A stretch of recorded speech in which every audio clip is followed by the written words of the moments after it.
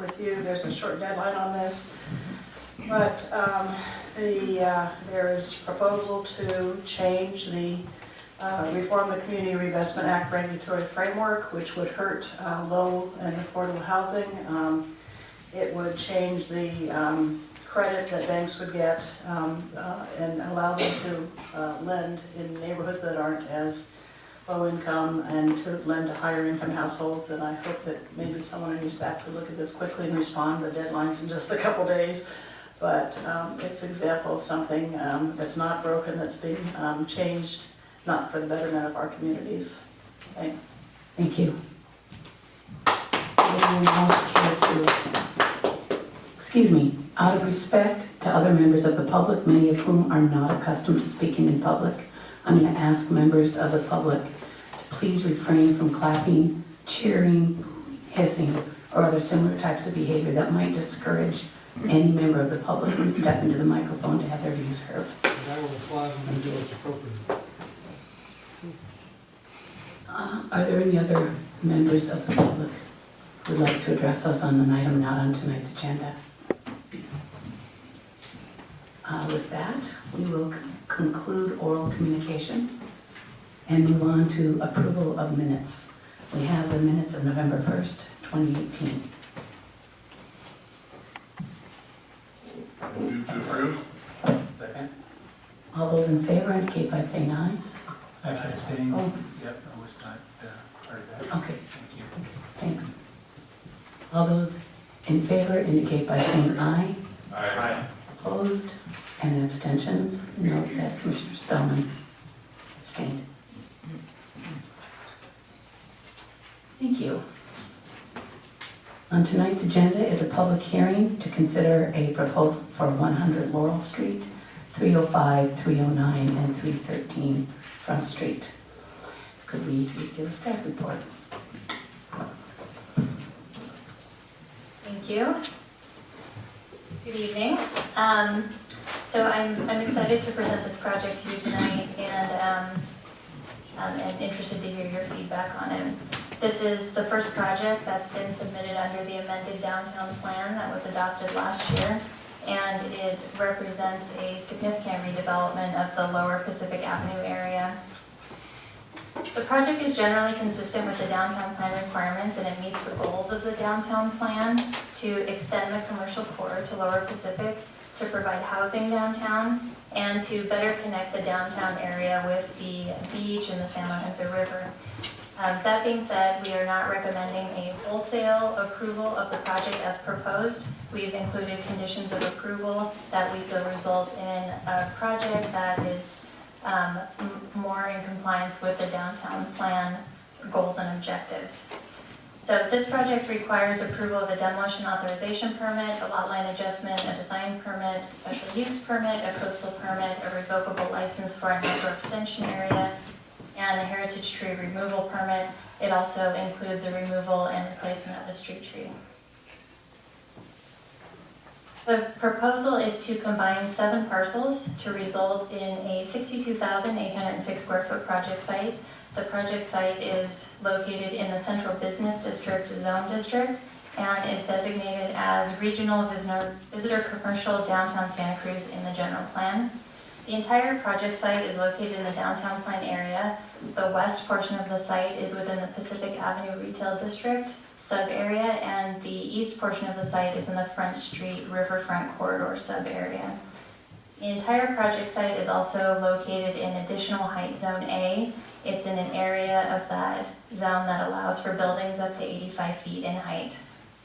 That zone was extended in 2017 with the downtown plan amendments. So this project site was originally located in a 50-foot height limit area. As part of the amendments, that Additional Height Zone A was extended to Laural Street and was amended to allow for 85-foot height buildings. This is a close-up view of the project site. The proposal is to demolish all 5 of the buildings on the site, and the applicant has submitted a very thorough historic analysis of the buildings to ensure that there are no historic resources that are worthy of preservation. This is a site plan of the project. The ground floor consists of commercial uses and 2 levels of parking that covers the entire ground floor of the project site. And the upper floors, the floors 2 through 6, are shown here in tan. The upper floors are separated by an interior courtyard area, and there's a mezzanine that is located in this general area. There's also an outdoor rooftop space on a 55-foot tall building mass at the corner of Front and Laural. The tan areas are 75 feet in height, and the mezzanine reaches a maximum of 85 feet in height. So this is a bird's eye view of the development from Pacific and Laural intersection. This view would never be visible, but it does provide a good depiction of how the interior courtyard areas break up the building masses. It also provides a good depiction of how the variations in height help to break up the building mass and some of the step backs. And the maximum height of the building is located only at the interior of the site. This view also shows how the distinct designs on each building mass create the look of a grouping of buildings rather than one monolithic building. And all of these recesses and differentiated designs, those are all goals of the downtown plan for these types of developments. Here's a view of Laural Street. This is a large building mass here, but it is broken up by the smaller building at the corner and a pretty significant courtyard area here that provides a break between the buildings. And then on Front Street, this is another large building mass at Front Street. It does have the 2-story differentiation on this frontage, but unfortunately this side doesn't benefit from a significant break as is provided on Laural Street. So we have recommended conditions of approval to either provide another recessed break on this side or to further break up the view of this building. This row of windows here is an obvious choice for where that break would occur. We've included that could be through the use of a different design, through variations in height, through recessed breaks, through different materials on the exterior. These are some line drawings from the downtown plan EIR that were intended to simulate future building mass. The proposed project is located on this corner here, and this is the location of where they're proposing to put a 55-foot high building. So that was intended, or it was anticipated in the downtown plan EIR, and then the rest of the building is up to the 75-foot height. And then here's another line drawing above from the downtown plan EIR, and then the rendering of the building below. So the downtown plan does allow for the use of vertical and horizontal materials and design to absorb the height of the building rather than just providing step backs and creating sort of this wedding cake shape. So this design is consistent with the downtown plan goals. However, we did find that the use of these vertical boards with the vertical break patterns tended to emphasize the height of the building rather than absorb the height of the building. So we are including conditions of approval that would require them to minimize the area of this pattern, these vertical patterns, to provide more areas of solid color and to add some natural materials to the exterior of this building to break up the expanse of concrete. Here's another diagram of building mass. This is from the downtown plan, and then the below diagram is of the proposed building. So you can see that the downtown plan did anticipate this type of development on this project site. And this is a view of the downtown area as it currently is. The project site is at the lower portion here, and you can see some of the surrounding buildings with similar sizes and masses. This is 1010 Pacific. 1010 Pacific is 6 stories and 68 feet high. And then the Palomar, you can see back here, that's 7 stories and 95 feet high at the penthouse level. And then further down is the 1547 Pacific. That's under construction. That's 5 stories and 50 to 60 feet in height. So the proposed building at 75 feet is within the range of existing buildings in the downtown area. And now I'd like to move on to some of the uses that are proposed. This is showing a floor plan of the ground floor of the building. The commercial uses are concentrated along Pacific Avenue. There are 2 large commercial tenant spaces, large outdoor commercial plazas, and then a large residential lobby that will funnel the residents of the 205 units onto Pacific Avenue. It also includes 2 extension areas into the public right-of-way for seating and public bike parking.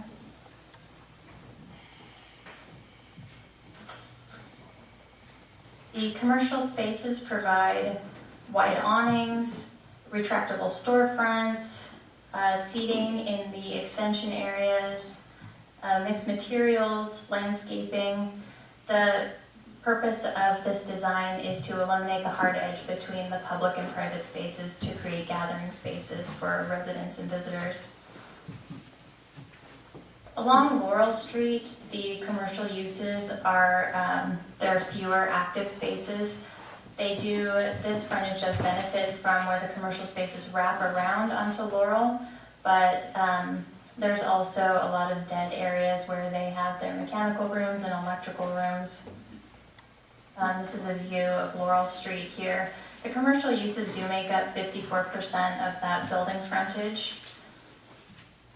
But a lot of the spaces that are not used are just the exterior building materials and textured concrete.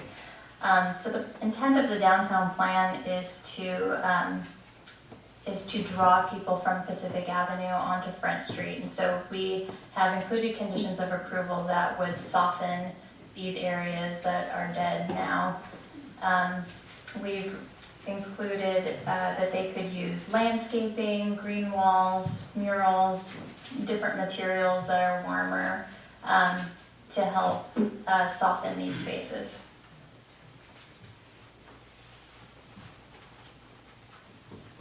At Front Street, the commercial uses are even further reduced. The only commercial space on this elevation is at the corner here where it wraps around, and then the rest of the frontage is 2 levels of a private parking garage behind a decorative screen. So the staff report lists policies in the downtown plan that encourage the redevelopment of Front Street to connect the Pacific Avenue commercial core to the San Lorenzo River and to better serve future foot traffic and bike traffic along this area. So the current state of the lower end of Front Street is not necessarily a thriving commercial area. However, the proposed development will bring in will result in 205 new residential uses. The metro site to the north is currently being considered for 60 to 100 additional units, and then there's another project on Front Street at the end of Cathcart that would result in 150 new residential uses. So Front Street is in a state of evolution, and we'd like for this project to better meet the downtown goals and have the building provide more pedestrian-friendly uses along the ground floor. The condition of approval that we've included is broad, and it's intended to allow for the applicant to determine what's economically feasible for the project, whether that be true commercial spaces, residential amenity spaces, small commercial spaces that can be easily converted later to more viable commercial spaces. Those are included as conditions. This is just another view of Front Street where you can better see the extent of the parking garage along that frontage. The downtown plan recognizes that the criteria can't address every situation, so it does allow for design variations that are minor in nature that help the project better meet the goals of the downtown plan and that are supported by the planning director. There are 6 variations proposed. The planning department supports all of those but 2, and those I'm going to discuss now. The first is to construct an above-ground parking structure that's not visually separated at the ground level from public sidewalks and streets by means of active storefront uses. So That's what we just discussed, and we are recommending a condition that would require active spaces there. The second is to allow for approximately 70% of the commercial space at the corner of Front and Laural Street to have a ceiling height of approximately 10 feet. There is a requirement in the downtown plan that requires floor-to-floor heights for ground floor commercial spaces to be a minimum of 15 feet. This is the corner of Front and Laural here. Commercial space at the ground level is actually this entire space. The applicant is proposing to provide a mezzanine level, shown here in green, to provide Class 1 bike parking for the residents of the development. There would be a commercial tenant in the space below, and then there would be private parking above, so it doesn't seem like the two uses are compatible.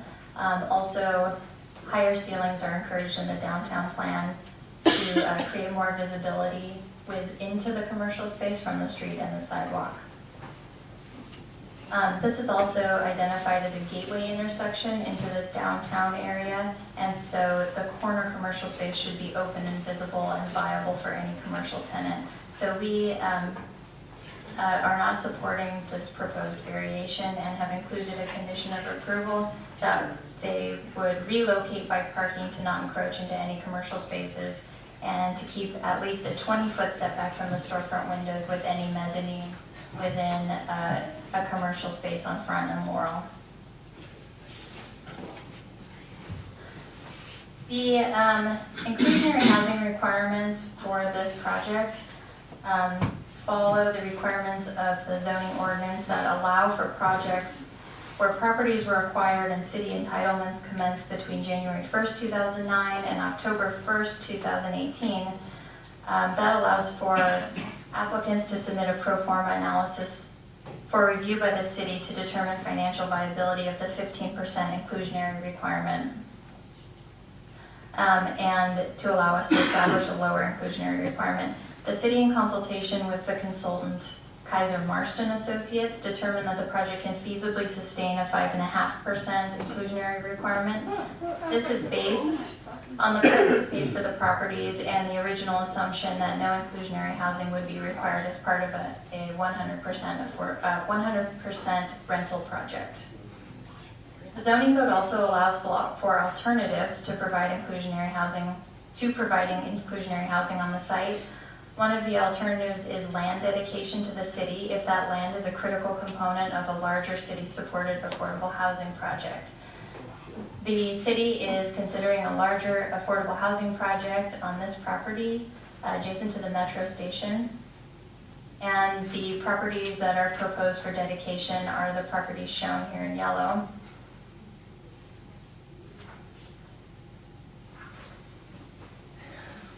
The property owner, Additionally, the city is asking for the property owner to obtain and dedicate the parcel at 818 Pacific Avenue, that's located here between the two properties, or pay an in lieu fee of $1.2 million to the housing fund. This additional land dedication or fee is necessary for the value of the land dedication to match the value of providing affordable units on the site. And Bonnie Lipscomb, the Economic Development Director, is here to answer any specific questions that you have about the inclusionary housing requirements. That about wraps up the presentation. I do have a couple of changes I do have one change I'd like to make to the conditions of approval. The applicant indicates that the tenants have been advised on the potential redevelopment of the site, and also they intend to submit a building permit application soon after a final approval. So we'd like to change condition of approval number 10 to require the applicant to send notices of demolition to all tenants of the buildings to be demolished at least 6 months prior to demolition or eviction, instead of the 12. I have received several public comments on the application, both in opposition and in support of the project. The comments are attached to your report as Exhibit D, and I believe you've also received some late correspondence as well. The proposed development as conditioned is consistent with the goals and design and development criteria of the downtown plan. It's recommended that the Planning Commission acknowledge the environmental determination and recommend approval of the project to the City Council based on the findings and the conditions of approval. And that concludes the report. Time, I'd like to invite the applicant to present to the commission and to the public, and you'll have 15 minutes. Good evening, Commissioners. Owen Laural. We'll be fairly brief. I'm just going to quickly go to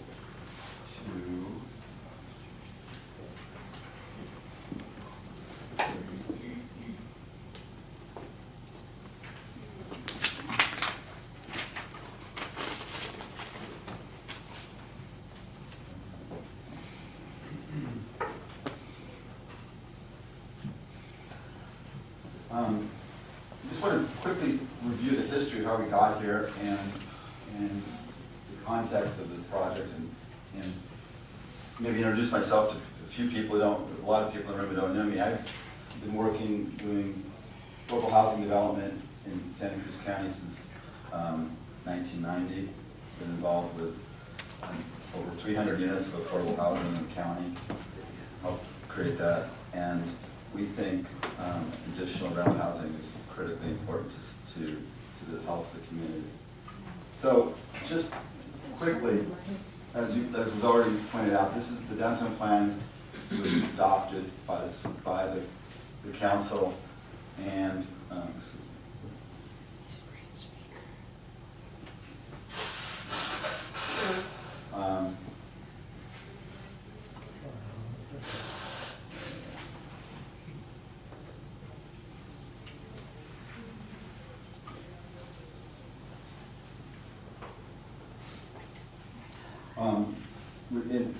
we first began to look at the site in 2013. Downtown Recovery Plan update was by the city, looking at both the metro site as well as all of the other properties down to Cathcart Street. Early 14, we've been working with the city on alternatives to ideas for the metro station. City Council adopted draft adoption, as you guys know. 25 hearings were held during that process to review downtown plan, significant community input. City Council adopted December 17th. California Coastal Commission adopted the plan unanimously in March of 2018. So, and we're hoping that although this date we've already in November, so that's not going to happen. So, here's the downtown plan. We've already discussed it, and you know the site. So at this point, I think I'll just turn this over to Jan, who's going to go over discuss some of the conditions of approval and conditions that were proposed by staff and some of our thinking along those lines. I'm Jan Hockhauser. I'm the architect working with the team. Delighted to be here tonight. Hopefully get your approval tonight. Can you please go back to the slideshow I had up there on? I'd appreciate that.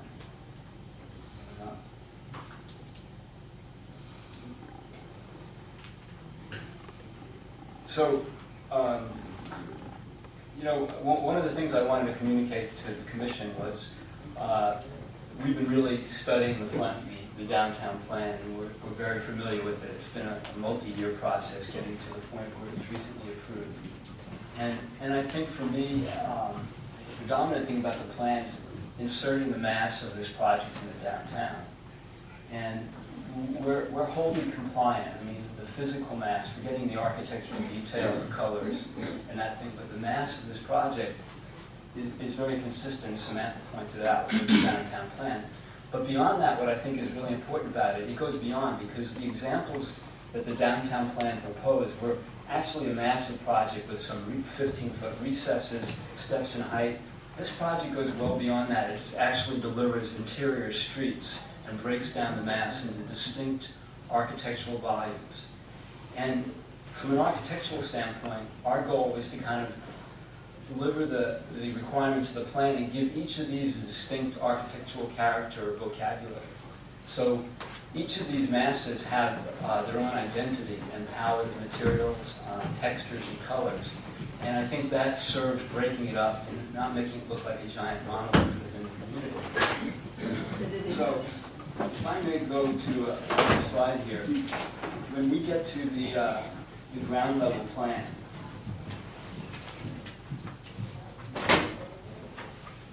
here we go here. The reality for us is to make a functional plan that exists on this street frontage site. And there are issues of transformer rooms, trash collection, vehicular access to the garage. And the percentages that we actually have are, I think, quite commendable. So the entire perimeter of all 3 streets is really 72% when you look at the entire perimeter utilized for those elements that the staff is seeking. Active commercial spaces, recessed planter and landscape areas, residential lobbies and union spaces like that. It's particularly emphasized on Pacific. 97% of the Pacific frontage is engaging. 74% of the Laural frontage is engaging with either commercial space or planters. And then a smaller amount, 46%, on Front Street. And so I would like to point out, when this plan was crafted, there was definitely acknowledgement that there would be parking structures on the west side of Front Street. There's specific language in the plan, and I don't, if you like, we can go to those sections, but they ask for screening parking garages, holding them back from the corners, having one vehicular entrance. These are all things we did to make this plan work. And while we would all like to kind of suggest that the entire perimeter be wrapped with commercial space or outdoor plazas or planters, to us that's unrealistic to make a viable project. We're not excited, while we're very excited about the project, we're not excited about giving up additional parking. We have to have these functional interfaces to make the project really work. And I petition you and suggest that we've done a commendable job of doing that. So a little bit of pushback. Now, one of the conditions stipulated that we stub out for future conversion of that frontage space that's parking along front. And that's something we can certainly accommodate. But to develop additional space that we don't know we have a tenant for, lose the parking, is a challenge for us. And that's something I want to kind of push back a little bit on that. Because I feel when you go to that elevation and we look at slides 49 and 50, if you allow me to scroll through here. This takes a bit of time, and I apologize for that. I'm going to jump ahead as fast as it should. It's got a lot of movement. Yeah. Well, I might speak to it here. It's going to come up here in a second. There we go. That's the frontage I was talking about. So it does have commercial frontage. It has planter space. It has a residential lobby. It has vehicular access. It has trash and refuse collection, which is an important part of a project like that. And we went overboard in terms of developing a very high-quality textured screen to deal with the streetscape experience. And if I take you all the way to the end of this, this is frustrating. I hope you bear with me here.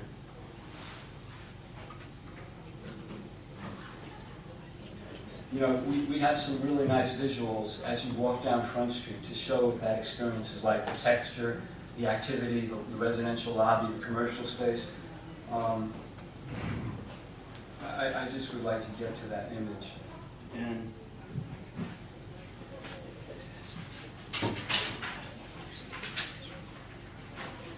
well, here's kind of while the computer's doing its thing, I hope you can see this, but this is kind of an image of that texture and that streetscape experience. And this is all in the context of having a functional project.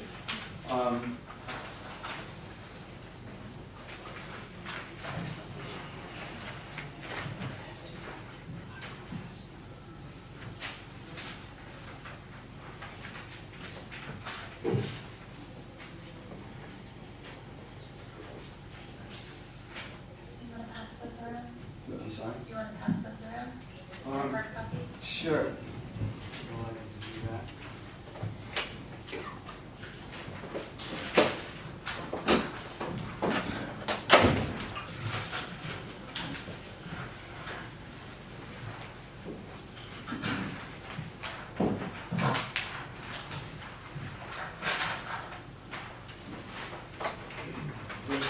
here's the actual, I can find it, I'll pass it around, but this is kind of a zoom in as you walk towards the residential lobby and towards the corner.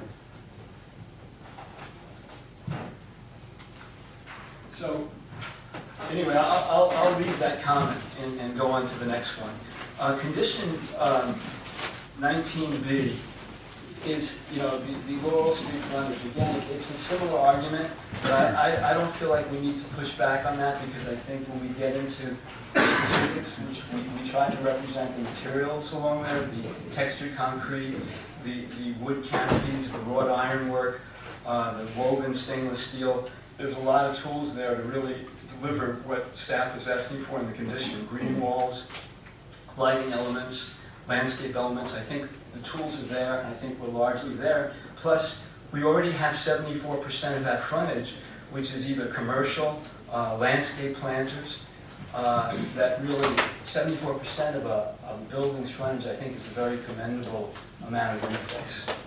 That's my opinion. Finally, if we go to the last slide in this,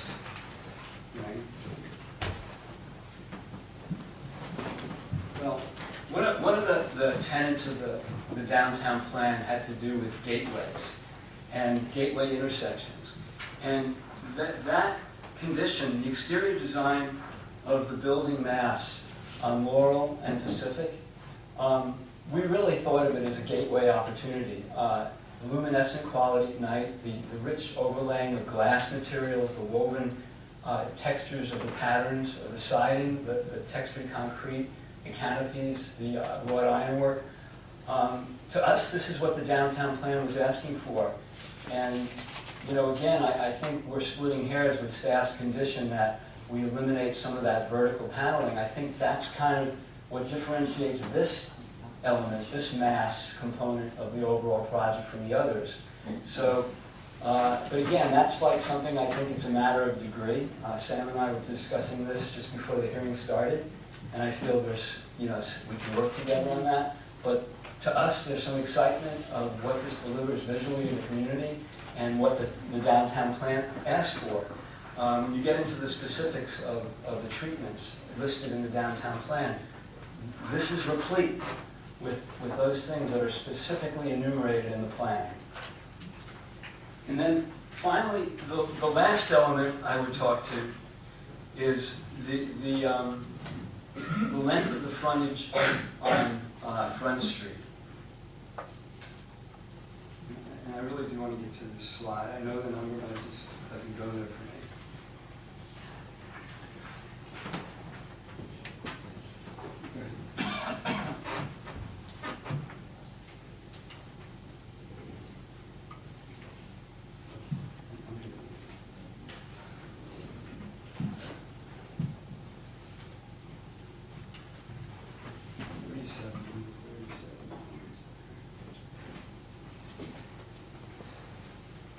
Come up in a second.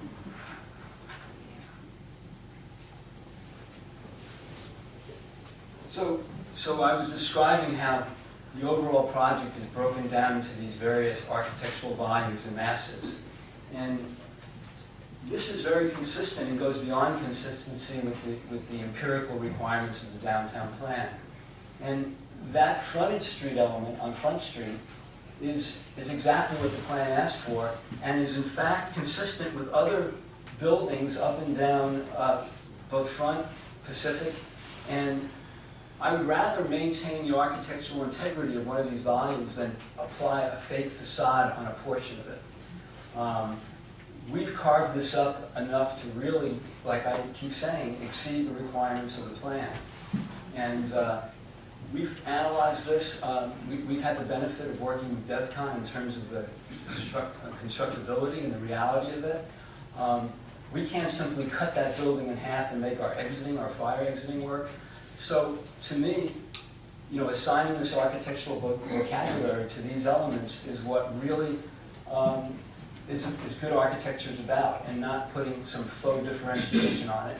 And I'm trying to show you that mass is very much germane to the texture and grain of many of the other buildings in the downtown.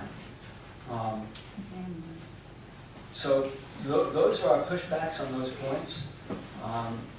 There's a lot of exhibits, and I apologize for struggling to get through them, but I'm happy to get into the weeds and, discuss any of this with everybody. So thank you. Thank you very much. So at this time, I'd like to invite commissioners to ask any questions, clarification they'd like before we open up the public comment. Commissioners have any? Yes, Commissioner Spellman. I have questions on inclusionary housing. Should we do that now, or do we want to wait? Okay, so I do have some general questions. I'd like to start. Maybe Bonnie's the right person to answer these. I think we need to start from the big picture and focus then on exactly what's happening with this project. I have questions on, at the end of the day, how many units are being proposed for this project on site. My reading of the material says there are no units on site.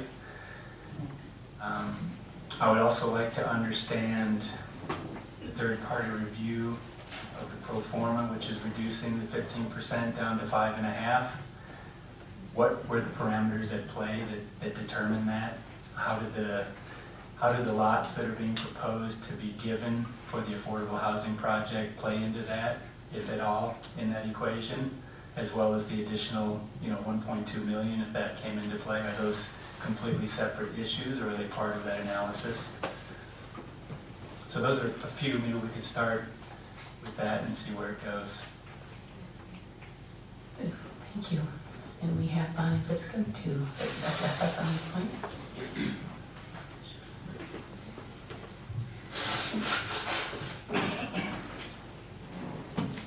Good evening, Commissioners. I'm Bonnie Lipscomb, Economic Development Director. I don't have a formal presentation, but I'm happy to attempt to answer your questions tonight. The third-party review was actually initially done by Kaiser Marston in 2016. We had been in discussion for quite some time with the developer for this project. And at that time, taking into consideration the cost of the assemblage of the parcels, which was under sort of the Palmer era, when as a city we couldn't apply for rental projects of 15% to the project, the developer made certain assumptions about what the requirements would be as far as they were assembling the project. And as you know, that case is no longer relevant, and the city recently has established a 15% inclusionary requirement.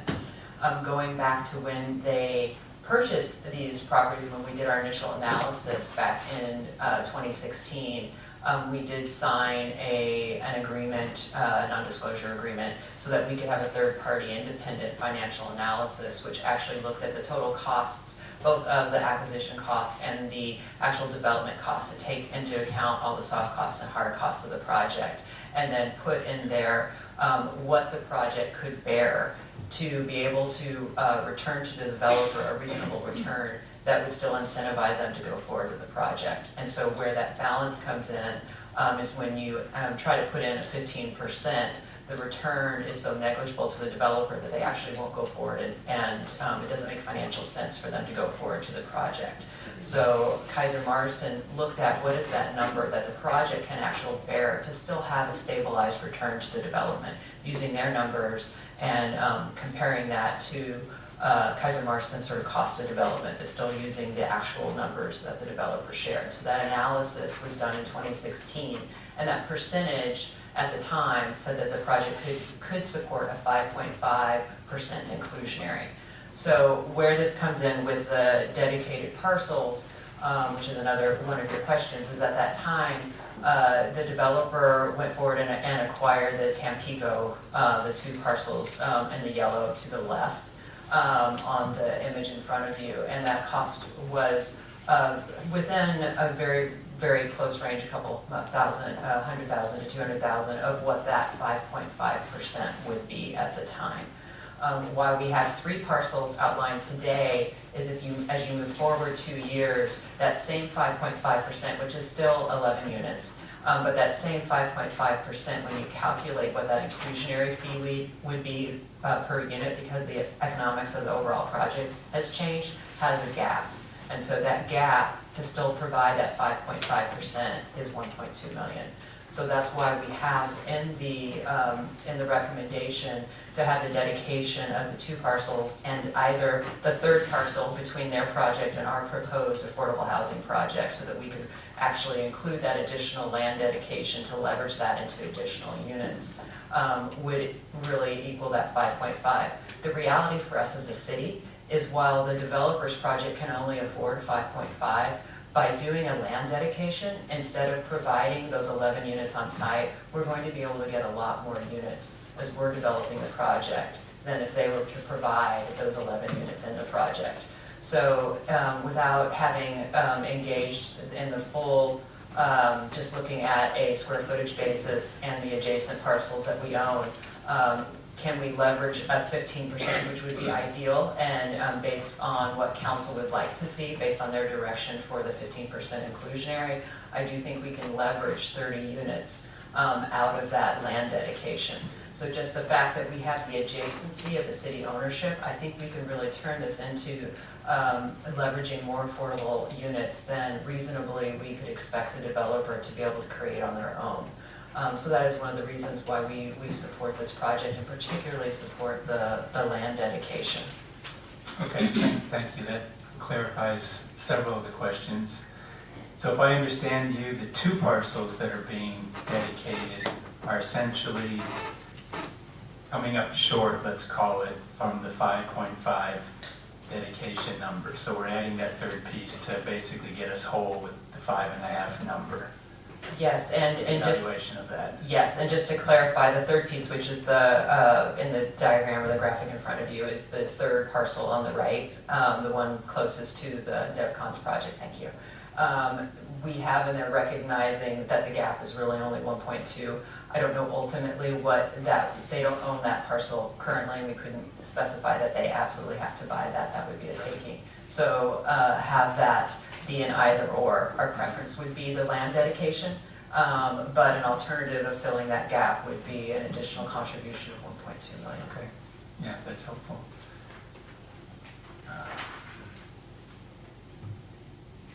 Yeah, that's good for now. Good, thank you for those questions. Commissioner Kennedy? I've got a few in the same vein that you might say, Ronnie. Thanks for the explanation. What other parcels does the city own? I mean, they're not outlined, but that next one down the alley, is that? So the two on the other side of the alley, we purchased with affordable housing bond funds that we had from the former RDA. We purchased the NIAC nonprofit insurance building, which is the larger building, the yellow and brown one. Thanks, Sam. Yep. And then we already owned the small city parking lot in front of it.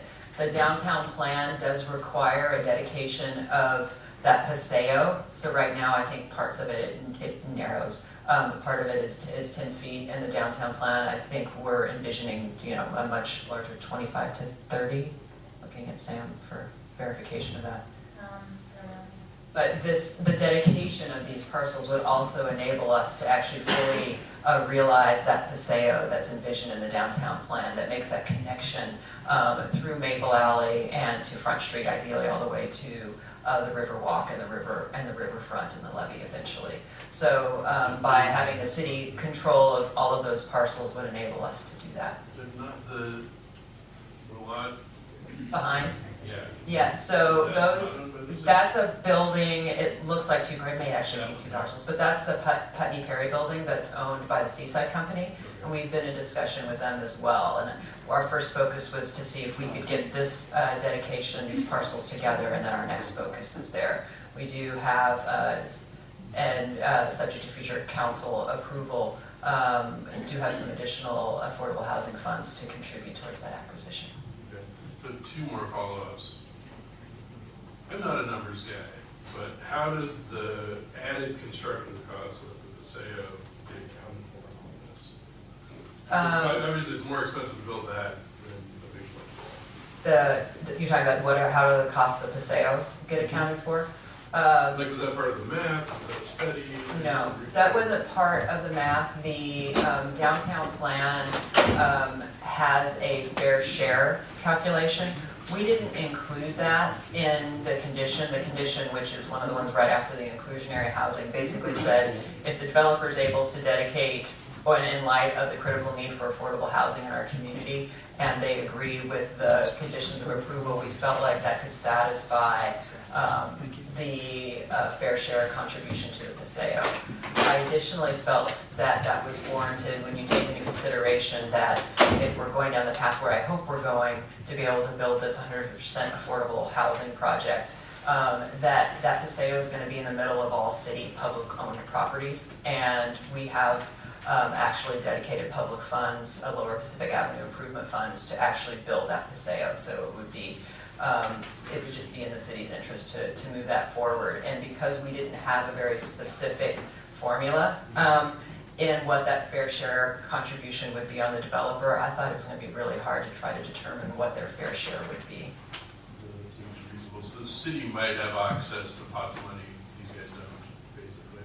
For public improvements, we have, from the former RDA, we issued bonds in 2012. And specifically, our bond documents had a couple million for Lower Pacific Avenue public improvements, which this meets that criteria. Okay. So my last question, and again, I'm not, when you say pro forma, it's like right over my head, but why is a private development unit study only get 5.5, whereas when the city does the project, 100% affordable, it pencils out? Right. Can you just Yeah, describe that to me? our funding sources are different. So we're moving forward with the goal of building an affordable housing project, and we're going after sources of funding at the state and federal level that are designed for affordable housing development. So tax credits, we're providing the land. We're not trying to get a return on our investment in the same way that the developer is. Our goal is to build the affordable housing. And so we're cobbling together different funding sources. Okay, thank you. Questions? Commissioner Pett? I have one follow-up question since you're up here, Bonnie. Thank you. So if I understand right, the concession or the renegotiation of 15 down to 5.5% is because you can get just as good or better in the yellow lots. And I'm not asking you to have a crystal ball, but what's helpful for me to hear you talk a little bit more in your answer to Commissioner Spellman's question. You used the word confidence. Can you say a little bit more about the confidence that we'll get affordable housing in those yellow boxes, or where the NIAC was, or maybe that you'll get traction with Seaside and it'll go there, or all of the above? And the reason I'm asking is because again and again we are in conversations around, I'm hearing conversations around how difficult it is to get these things built. So an intention, land acquisition, those are good things, and then the source of money is different, so the return requirement is different, but talk a little bit more about your actual confidence level that's going to happen for actual affordable units. Yeah, I think our confidence level that we'll actually build units is very high.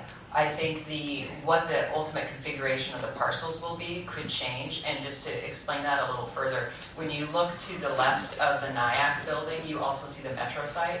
We've been in active discussions with Metro for a long time about looking at our combined parcels, including the NIAC building that we've now purchased and the parking lot, of revisioning the Metro station to allow us to basically do a land exchange of the NIAC building for the frontage along Pacific, with our goal of building a new engaged to the street Metro facility that we can put housing on top and really engage and help revitalize Lower Pacific Avenue. So with that said, we want to do that piece right along Pacific where Metro is now, with housing on top of it, and still do this housing on the other side of the Paseo. We'd like to do an L sort of shaped parcel. So ultimately, although we don't control whether Metro will go forward with us or not on that. So our sort of plan B option is to do, if I had an ability to draw this, a rectangle that includes the parcels in yellow, that goes back and includes the Putney Perry building that Seaside Company owns, goes over to include the NIAC and come up. So a big rectangle would be our plan B footprint for the affordable housing project. As far as the cost for development, we do have, and it's something that we're going to be updating to council very soon, is the balance that we have in the Affordable Housing Trust Fund. We also additionally have some funding and growing, because we're getting about $250,000 rent return on leasing the current NIAC building. So we have some growing affordable housing funds to contribute ultimately to close any gap on the project. But the These intersections, I assume that this is an E or an F. It has to be.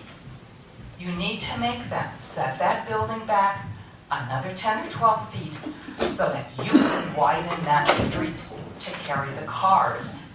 If we have all these more people that are being added to the town with all these high-density developments that you are permitting, you have to provide infrastructure for all those new people and those new cars. I hope that you table this plan and that you force the developers to recognize that those people need to get around, that there's going to be more traffic. And thank you for your service to our community. Thank you for your comments.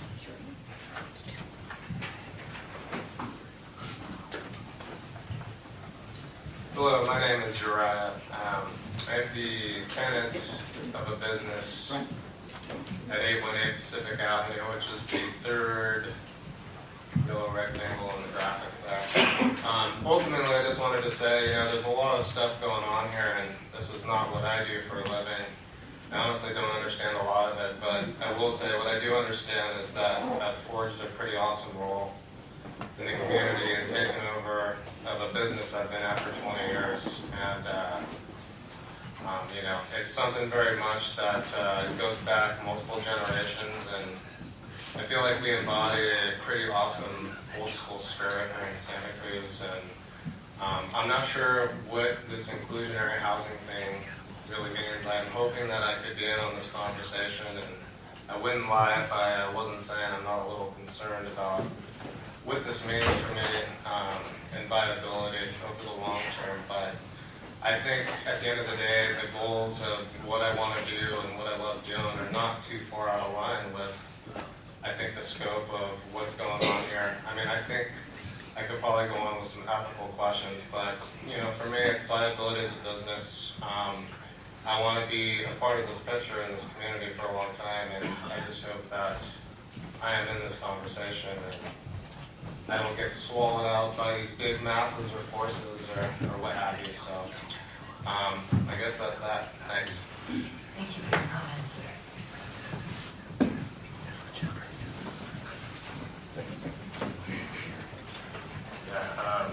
So obviously, as you've already mentioned, the city's in a housing crisis, and this would create 5.5% inclusionary housing. It sounds very nice when you say it like that, but in reality, what she said was that it would make 11 new affordable housing units by 2022. That's like, not very helpful right now. Come on. Like, this isn't going to help anyone that actually needs it. All it's going to do is expand the Silicon Valley economic interests and, allow more students that can actually just have their parents pay for housing and get more housing. I don't even understand how people can consider this to be a good idea. It's economically feasible for the city. It might bring in more money, but for who? The 10 people that it's going to benefit? The developer that needs to make the money on it, because they've probably made millions off of other similar projects, gentrifying other neighborhoods throughout the entire Bay Area, I imagine. Come on.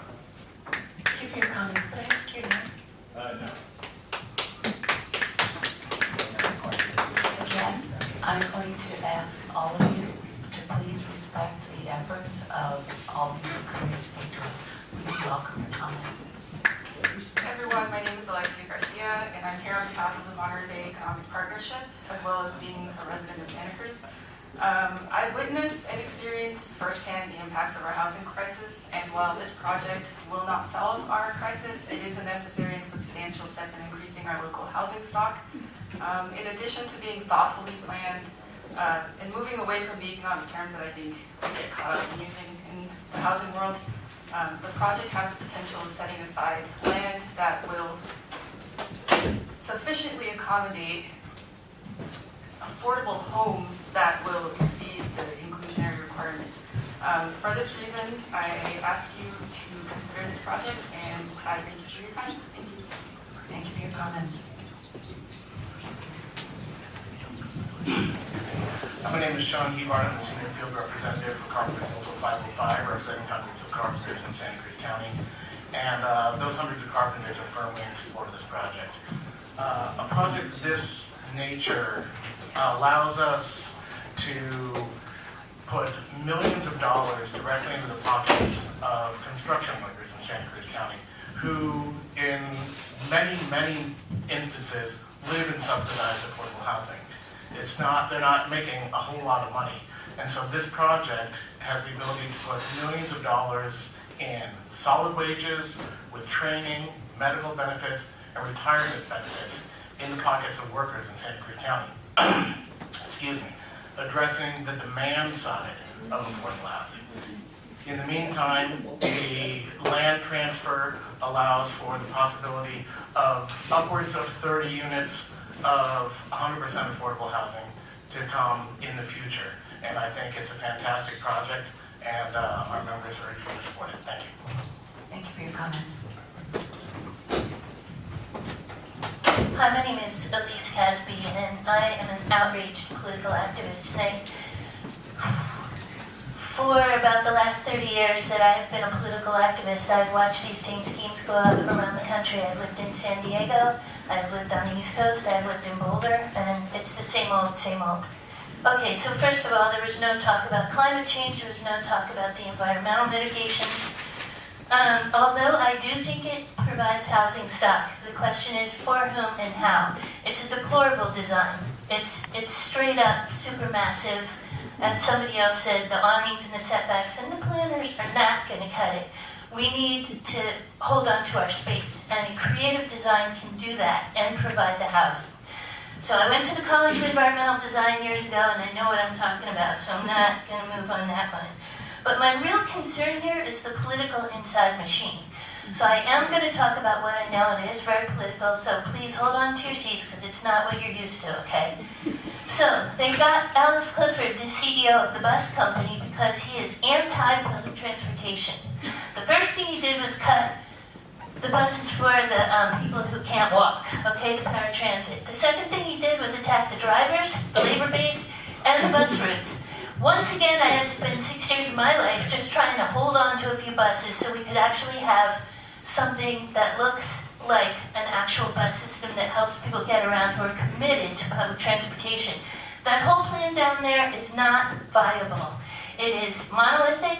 It is going to cast all kinds of shadows. We did not see adequate drawings on the shadows of what this is going to look like. It's ugly. Okay, and some people have been very nice about how that is offered here.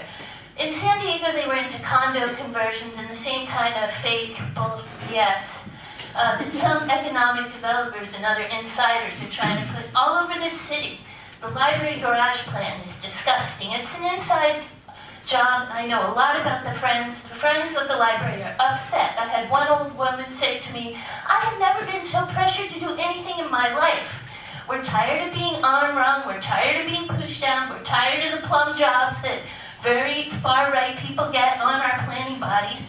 Don't do this. It's not going to pencil out. I don't even like the drawings here. And these shifty ideas about we're going to get the NIAC building and we're going to be able to do that, yeah, right. That's not what I've seen in this city at all. The last 30 years have been a disgusting job about insiders, plum jobs, handouts, force, and fascism. The way fascism works these days is exactly the way they took over our bus company. And the way he brought in that Alex Clifford, he has a grand jury investigation or report. Read it, because it talks about what he's really doing. Privatizing our bus company, downsizing public transportation, and he's probably taking some payola. Wow. Thank you.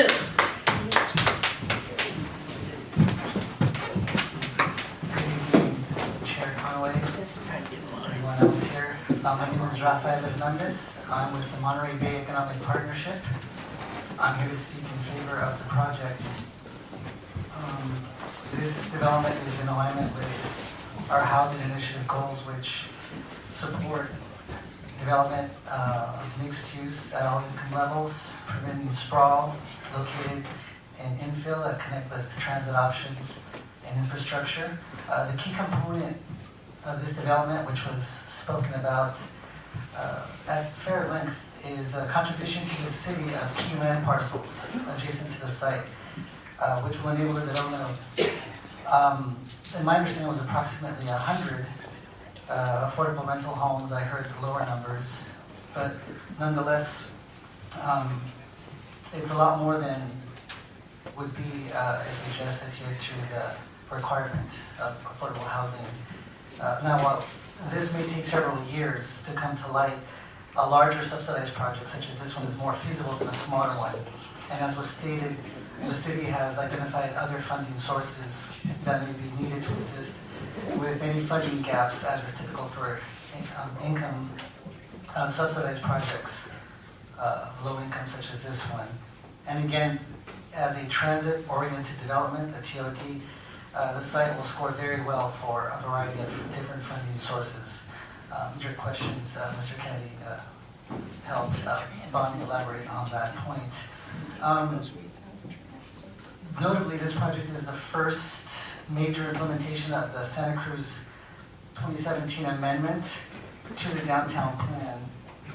This amendment was focused on creating a more vibrant Lower Pacific Avenue with higher downtown density, and the key thing of the amendment as well was the Coastal Watershed Council's vision of connecting folks with that part of the San Lorenzo River.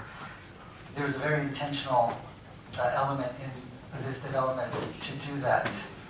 I'll close with wanting to acknowledge some of the comments that were made by speakers before me.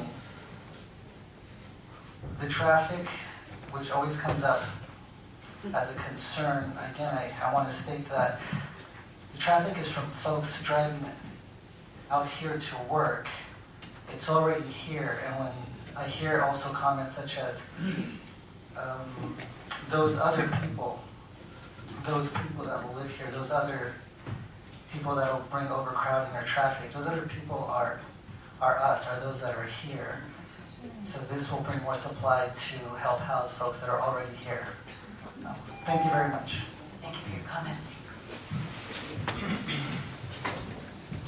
Hello, my name is Mark Buxbaum. I'm the chapter leader of the Santa Cruz chapter of the International Dark Sky Association. So I'm going to talk a little bit about who we are, and then I have some specific requests for you and for the architect of the developer. So we're all about saving the city money and keeping the city beautiful and protecting the birds and animals and people's health here in the county. So it's all about minimizing excessive light. Thank you for hanging out my little dogs there. And I'm dressed appropriately all in dark. All right, there you go, there's your joke. So energy waste, so we're all about using just the right amount of light, but no more. Blue light at night, which a lot of the city's older streetlights still have, and those streetlights are included in this project, have been discussed by a recent AMA study is bad for people's health, blue light at night. It disrupts nocturnal animals, and there will be, even though this project doesn't abut directly on the San Lorenzo, some light from this project will impact on the San Lorenzo River, and there's not that much fish, salmon in the San Lorenzo as there used to be in the 50s, as you know from your parents and grandparents. Excessive light causes glare and traffic safety. One argument against lots of lighting is public safety and crime, but that's actually just a perception thing. There's no proven studies that link crime and light. So minimizing excessive light is really a win-win-win. It saves money, good for the environment, good for people's health, good for critters. Specifically related to this project, thank you for your time. There's Acorn street lightings. These are Acorn streetlights as part of this project, standard old-style streetlights. They should be swapped out with fully shielded lights, where the lighting element is fully recessed up inside the light.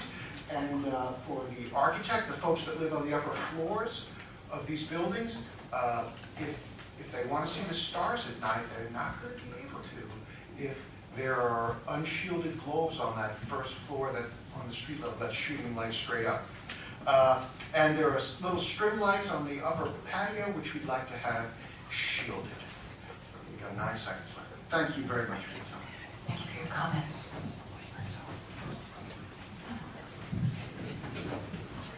Good evening, Commissioners. My name is Chip. I work with the Downtown Association here in Santa Cruz.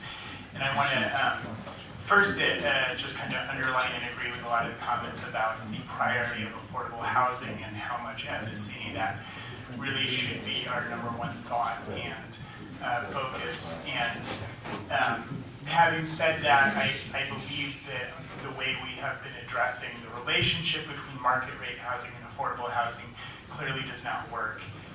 So I really want to commend city staff and the developers of this, which looks like a really creative solution to kind of address that relationship and really see how we can leverage a private development which has a tremendous amount of merit for developing market rate housing, which we desperately need, as well as creating some affordable housing, which I again can't stress how urgent that is in the city. So I think the more we can separate the demands on market rate and affordable housing and look at creative solutions for creating more affordable housing and really making creating housing in general more affordable, we all win as a community. I do want to address a number of kind of detail issues with the proposal. Honestly, my biggest problem with the project is it wasn't done 20 years ago. I think it's not reasonable to expect new development to be affordable, and had this been built 20 years ago, it would have been much more affordable now if we continued on the track of creating density housing, especially near transit, especially in our downtown core. So I'm excited to see it move forward. I didn't get to spend a lot of time on the details. I do have a little concern about the Front Street facade. Would love to see that addressed. And I'm also very concerned on the impact of the existing businesses, as has been mentioned, in the development of the site in particular. I think moving forward and having an increase of commercial space is something that we'll need to kind of address as a downtown and as a community, how that does impact our retail environment and the commercial use. But I think looking at some mitigation for construction, during the construction, and the impact that has on the neighborhood, and how can we as a downtown business community and a city developer work together to kind of address those inevitable impacts and minimize them. That's really all I have to say. I really want to commend the staff on the detail work and the developer also for working so thoroughly on this project. I'm excited about the potential of what it can do for our downtown and especially this neighborhood. Thank you all for your service. Thank you for your comments.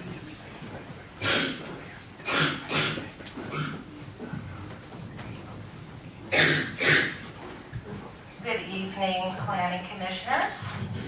I'm Dawn Scott Norris, and I am here to talk about the problem we're having in Santa Cruz. We have, as you know, but I'm going to remind you so you can have it present in your mind, a horrible affordable housing crisis. So much so that we are, when considering rental prices and the income of people in this town, we are the least affordable city in the country and the 4th in the world. Because this crisis has brought out so many issues, we just had a whole campaign, we have so many issues because of housing. It's shocking to me that this proposal could even be considered without having affordable housing on site.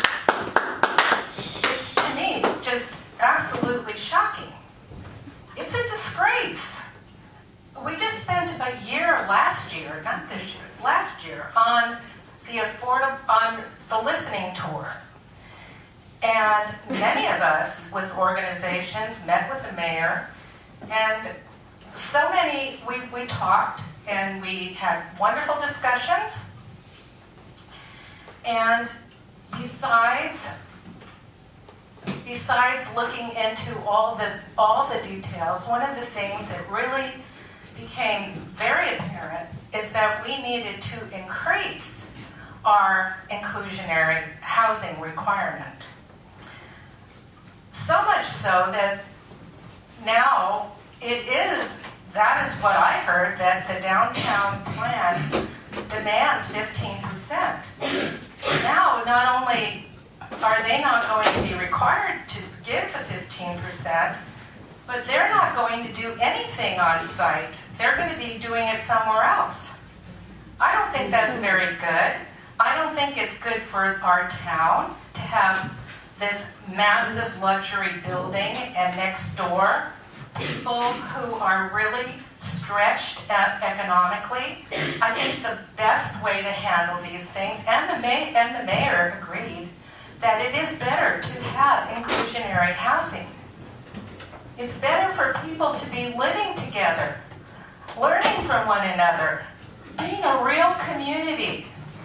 And when you look at, the requirement is 15% downtown. Thank you for your comments. Thank you. I believe this is a disgrace. Thank you. Yeah, I'll say, yep. Good evening, Commissioners. I'm Ron Pomerantz. For your service, I have been on commissions, and I hope tonight that you also will protect and represent the community's interest and not merely developers. Two main things come to mind for me on this project, among all the others are important, but what I'll speak to is the parking, that residents of this town should not be subsidizing parking. 3 lots that will be taken over for roughly 40 parking spaces. In addition, we're being asked to build another parking structure to accommodate this project. I think that's wholly unfair, and the developer should be responsible to provide whatever parking is necessary. As far as housing, the council's main reason to allow the increased heights and density in this area that you're considering tonight was to assure that there would be affordable housing. Recently, I'm sure you were aware, you passed it and moved it to the council, that there would be 15% inclusionary housing, period. If it's outside, let's see, what was it? Inside the downtown, right? 10% outside. I can't even believe that you could consider anything less than what that requirement is. That's what's essential. So you're out of this, the reason for this high density is to get affordable units. And now you're backpedaling. Not you yet, hopefully you won't. You won't allow this to take place. There should be at least 31 units coming out of this 206 unit project. Nothing less. If anything, there should be far more. So how are you going to get these units built? You make it happen. That's what you require. It's really simple. If this developer can't do it, find one that will. There will be one that can do it. Why can't this developer go after the same source of funds that the city is saying they're going to go after to build the affordable units on the land that's going to get dedicated? Mr. Laural says he's built 300 units of affordable housing units. I gotta believe he's got his contacts and the knowledge that he can rustle up the funds to provide the inclusionary affordable units in this project. Ghettoizing affordable housing is not okay. This is a luxury unit. You put units in this project, in this place, just like is being required. I thank you for your time and thoughtful. Good night.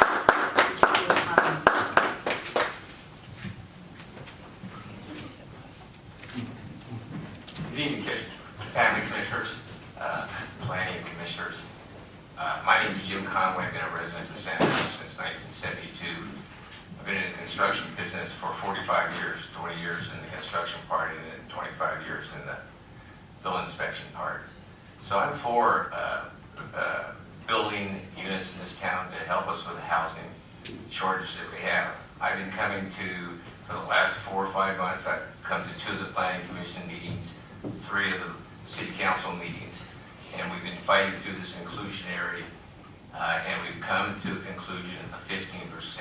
And now, unbelievable, I'm sitting here right now, and we don't see any inclusionary units at all. We've got this maybe, it's possible, or it's going to be, or something like that. I have a suggestion to this. The city and Bonnie has stated that they're very confident they're going to be able to get this done with, I'm not sure which of the projects or the ideas they have down, but why don't we put a condition on this project that we have in writing that this is a commitment for this inclusionary, either in the bonds or some kind of a legal document that we have that in our hands before this building becomes final and sealed so we can do it. Not this idea that this inclusionary is going to be kicked down the road for another 10 years or something. It's unbelievable. The first project coming out of the city on what we've been fighting for, an inclusionary, and we get nothing out of it, and all we got is these maybes. So that's my suggestion, and I hope we solve something without inclusionary units, and this is just unbelievable, folks, unbelievable. Thank you. Thank you for your comments.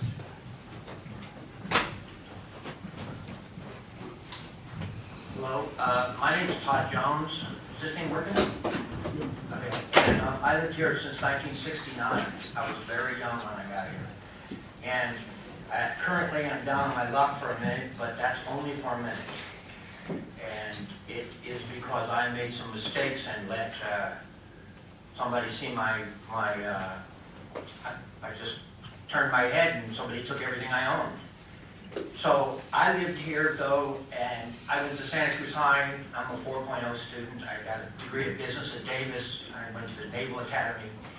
I'm not stupid, and I know the laws, and I know the percentages, and I understand what you guys are talking about, okay? I've developed and sold real estate and did loans for 22 years, averaged almost 300 grand a year. And then I made a mistake, okay, in 2008. Before then, I'd never been overnight in jail. I never farted wrong. I didn't smoke pot till I was probably 40, okay? And now I do once in a while because it's a good head change and the pot's stronger. Anyway, the situation is clear that because I'm down on my luck at the moment, that I've seen both worlds. I've lived in Capitola, 4590 Opal Street in the Jewel Box. I lived in the know the guy. I only had to pay the taxes. And I lived and drove a nice car and did all the things that you guys do, okay? And now I do nothing like that because I am out here being beat up by this town. And as tough as I thought I was, it beat me to death, okay? And it is real, and what these people are talking about painfully and eloquently, these other people, and it isn't really eloquent because the guy's a great developer and he has people backing him and he's a good guy and he should be doing that things that he's good at somewhere where it makes sense and where it is, you know, I'm not even going to speak specifically to this project, but it really is way too much for what's going on. And if you promise them 15 and you give them 5.5 maybe, and it's all ifs, what happens with the interest rates and why you can do this, it's a buy-down program. When Jimmy Carter came into effect and his interest rates were 23%, okay, we brought the interest rates down to 12 minimum because it wasn't affordable to anybody else, okay? And the developer had to spend that much. There was a certain amount after that, just shortly, that was specifically for moderate and low-income housing. And thank you for your comments. Okay, thank you.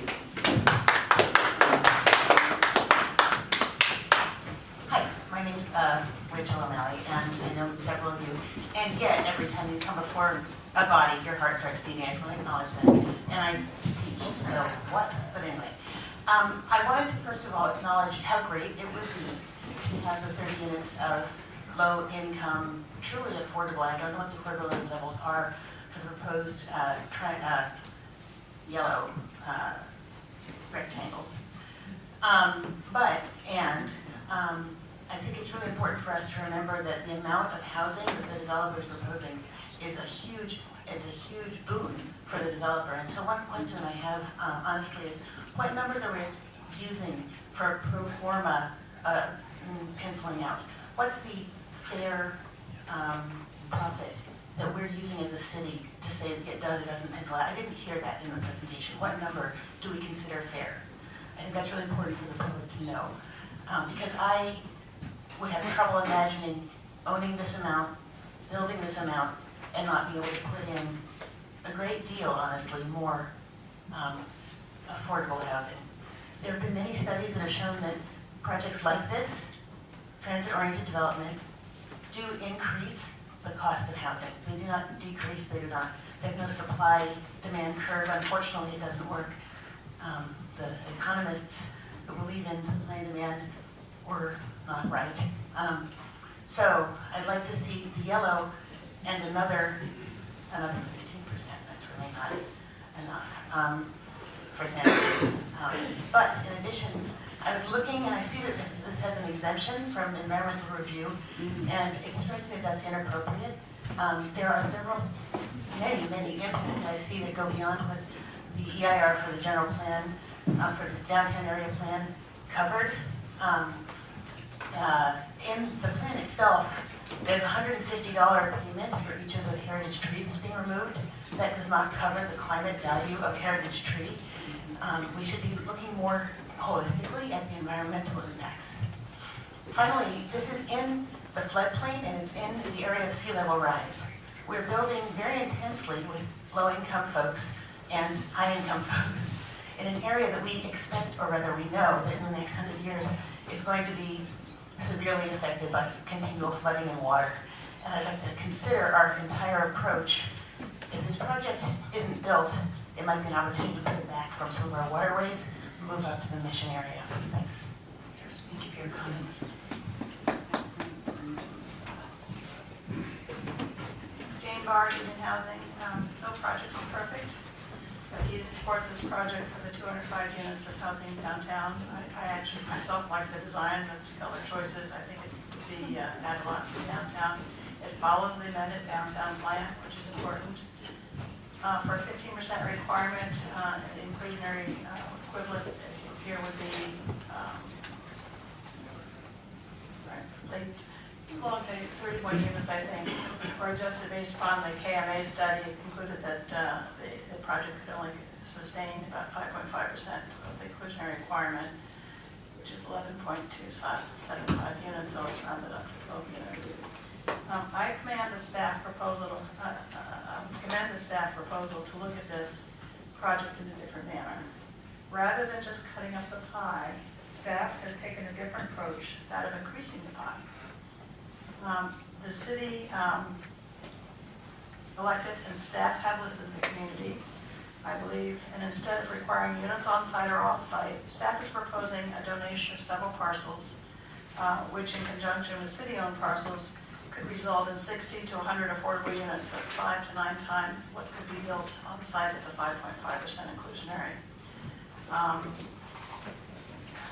Affordability levels in regard to the adjacent affordable housing that could be built on city-controlled land. So I don't know that you need a condition on this project. I think it's unnecessary since the city controls the NIAC and the parking lot now and would control these other 3 parcels as well.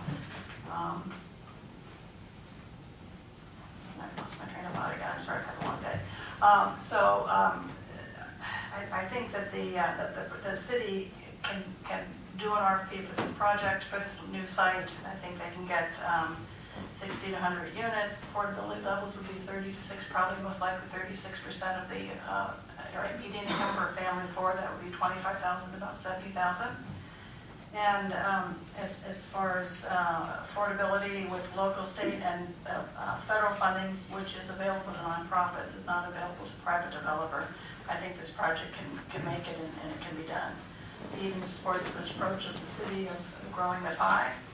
The metro project will, this new metro project, going to metro because it's beside the project, it will score well in regard to state funding and tax credits. It will be a true transit-oriented development. It can reduce traffic and improve air quality. And, but most importantly, this is the opportunity to grow both market rate and affordable housing stock. Therefore, we wholeheartedly support the Pacific Front project. Thank you. Thank you for your comments.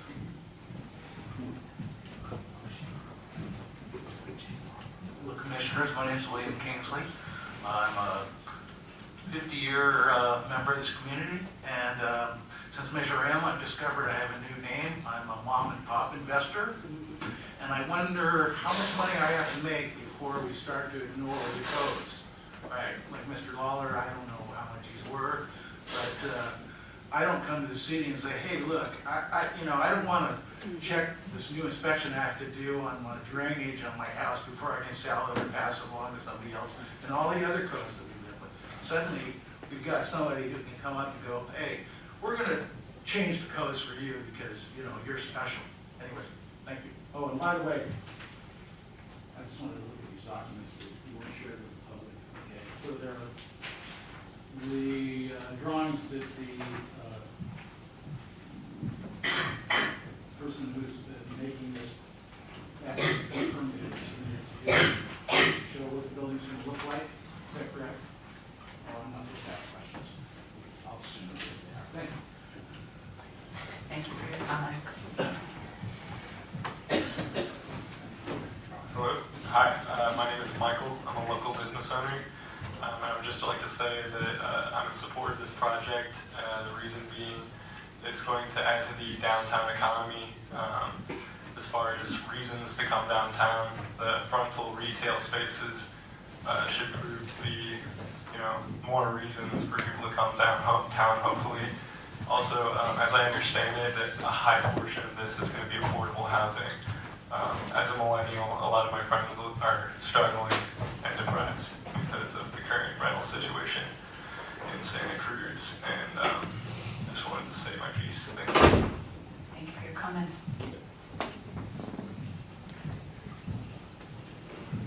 Hi, my name is Carl Wagner. I'm a local resident. So I heard the proposal. With an awareness of the challenges of housing within California, lack of housing, including lack of affordable housing, as people have been discussing, challenge that California as a state is facing, challenge within the Bay Area, north of here, and then here specifically in Santa Cruz. For me, I look at the diagram, and actually some of I pass by these lots often multiple times a week, and I see spaces like parking lots next to buses. So it was mentioned before, like transit-oriented developments. So it's like I see that these could be places where people are living, their commute is just a walk, like a block walk to the bus, is something that can really shorten people's commutes.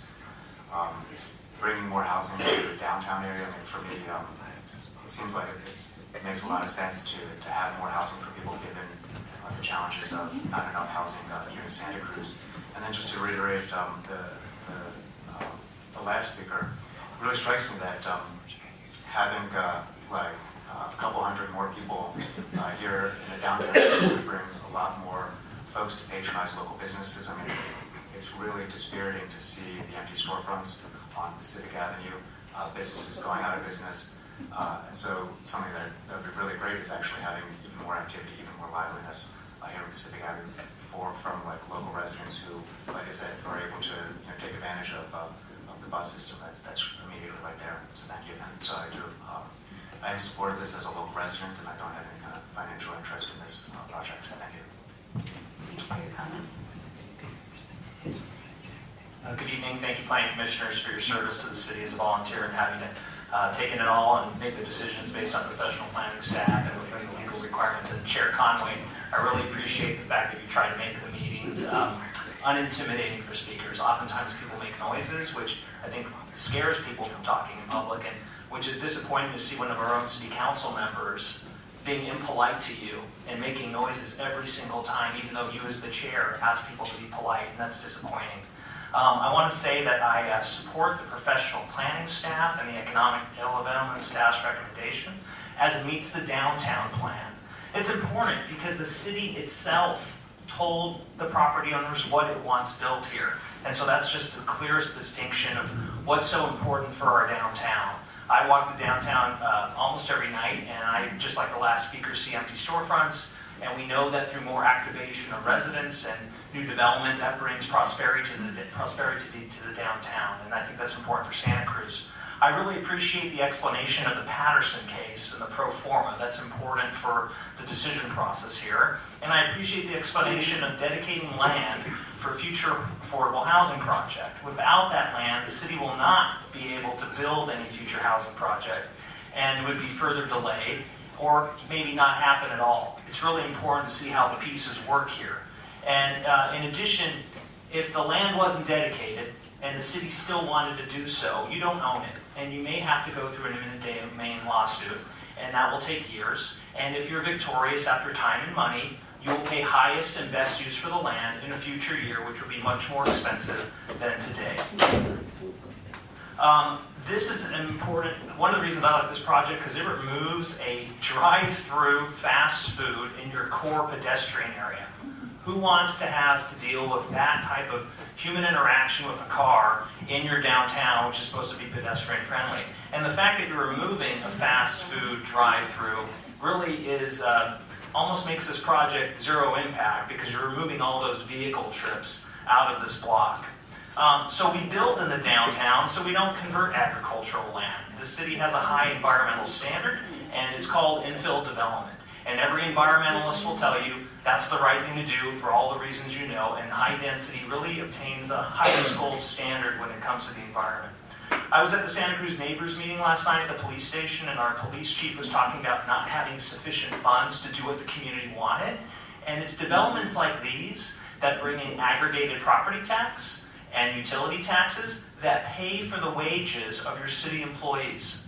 Without these projects, you stay stagnant. With these projects, you're able to hire that additional police officer, that additional code enforcement personnel, whatever the city may want to do. And thank you, I ran out of time. Thank you for your comments. Could I And I ask you to signed it. introduce yourself? Joe Luigi Alberto, thank you.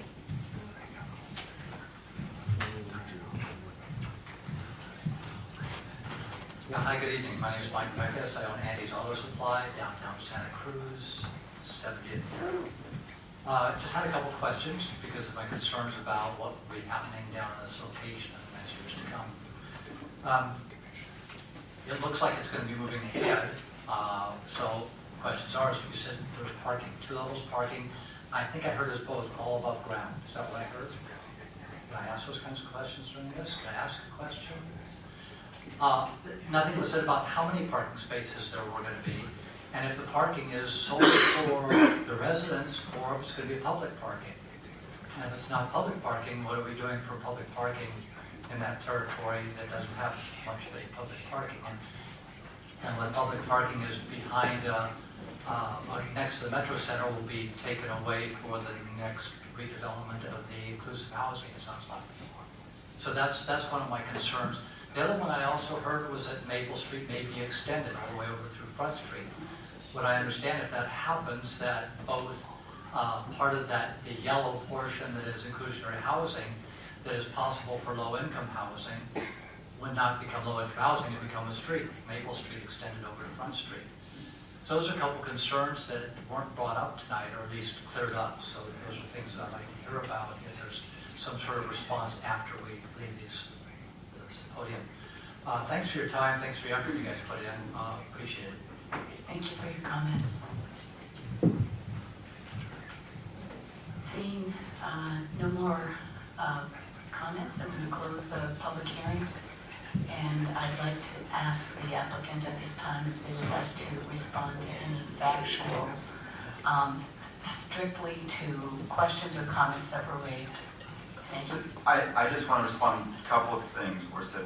There were one of the the women who spoke about the concerns about traffic and the widening of Laural Street. We are, in fact, dedicating 8 feet of land to a right turn pocket from Laural onto Pacific as part of this project. And so that should help significantly on moving those right turn movements out of the travel lane, improve the traffic flow. As was pointed out, we are replacing a Taco Bell with housing that generates, I think according to the traffic study, over 1,200 trips a day, just that Taco Bell.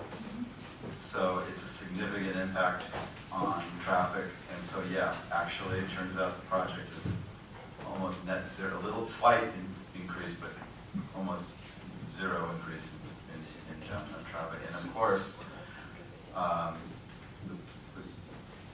the life cycle of living in a site where you don't have to drive is what is the only way to reduce greenhouse gases to a place where it'll really make a difference. That's why this kind of housing all over the state is critical to solving greenhouse gas emission problem. We've got to be in a position where we can walk as part of this project. So I think that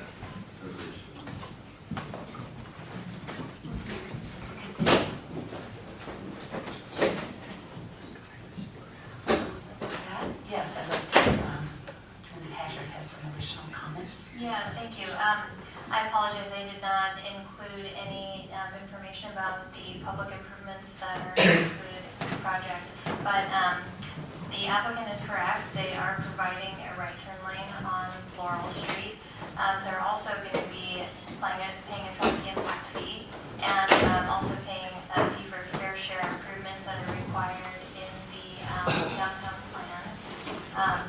And improvements to both Front Street and, well, actually mostly on Pacific to allow for bus movement to better maneuver from Laural onto Pacific Avenue. And Chris Schneider is here, and he can answer any specific questions you have about the public improvements. Those are. Thank you. And I would just like to ask if you could clarify more specifically about the amount of parking that is being provided. The parking that's required for this project is required in a parking resolution that is specifically for the downtown district area, and any new development that comes in is subject to those parking ratios. For a mixed-use project, there is the ability for there to be a shortfall. The ratios are reduced because it is an area that is intended to be pedestrian. It's close to transit and in walking distance of many services. So this project did go to the Downtown Commission, and the parking shortfall was approved. We included a range of the actual shortfall to allow for parking to be removed on Front Street in case there was additional commercial that was approved along that frontage. So the shortfall is, I believe it's 27 spaces, 37 spaces, I think, and it was up to 65 that was approved. So that's consistent with, and that was approved by the Downtown Commission. Thank you. I have one more parking related question, if I could. Do you know if the developer is intending to charge the residents for parking cars? They haven't said whether or not they're going to charge the residents for the parking spaces, but we would consider that. The condition requires that they don't charge more for the parking spaces than we charge for our permits, so that the city doesn't take on the overflow. Thank you for reminding me of that. Yes. Just to follow up on that, there is parking for the commercial spaces on site. It's not just private parking for the residential units. Currently, the parking is for the residential units only, and the shortfall is in commercial parking. I have a follow-up question to that, or maybe just clarification. So the shortfall you mentioned as 65, the possible 65, or maybe I misunderstood? The 65 is the maximum, so the actual shortfall is 37 spaces, 10 residential and all 27 commercial spaces that are required. When we went to the Downtown Commission, we asked for a higher range in the event that commercial spaces were provided on the Front Street frontage that would eliminate parking and potentially create additional demand for parking. So that would go up to a range of 65, and I believe the condition allows the city council to approve 10 more spaces without the project having to go back to the Downtown Commission. Does the 65 include, is that the removal of that parking that's in there and also anticipating what's required based on the use? No, the 65 includes removal of both levels of parking, but we didn't take into account the additional demand because we know what the square footage of any future commercial spaces would be in that area. But it should account for the loss of parking and additional demand unless they provide shoulder-to-shoulder commercial spaces along that frontage, which would take out both levels of parking and create additional demand. Okay, and but what's being proposed here is that there's 37. You said that's 37 is what we're looking at. The 37 is the actual shortfall from the development. Up to 65 was approved to allow for additional parking to be removed for commercial development on Front Street. Yes. I'm sorry, I thought I was with Gifford, and then I wasn't. 37 it's underparked for 37 for the residential, and is that right? And for the residential and all 27 for commercial. But I thought you said you didn't know how to anticipate the commercial. That's what's existing. Oh, current. Yeah, what we're recommending is that the applicant provide more commercial or active spaces along the ground floor of the Front Street frontage. If they were to do that, they would be taking out existing parking that's being proposed and putting in commercial spaces. So they'd be removing parking and creating demand by putting in commercial. So we asked the Downtown Commission to provide a range to include whatever that additional shortfall may be. So if you don't generate more than 28 demand, you're within the 65 range the Downtown Commission advised. That's correct. And on top of that, we included 10 extra spaces that could be approved by the city council without it having to go back to the commission. So it's just giving a range of parking that could be removed and demand that could be created. Thank you. Okay, thanks for the clarification. Yes. Quick question on the parking garage. Could you show me where that 75-foot thing was applied? I'm trying to visualize how that would work.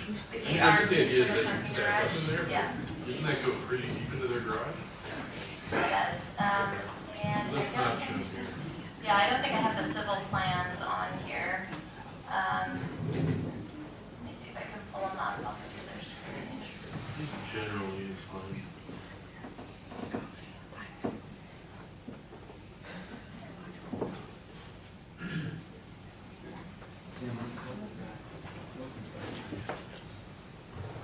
It's on your revised civil plan.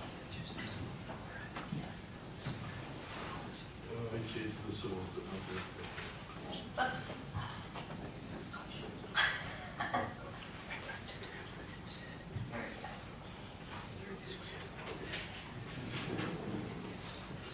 Clarify while you're bringing that up, the range was intended to accommodate the recommendation that you're making, that they add additional activation on Front Street, and that was the purpose for that range. Yes, correct.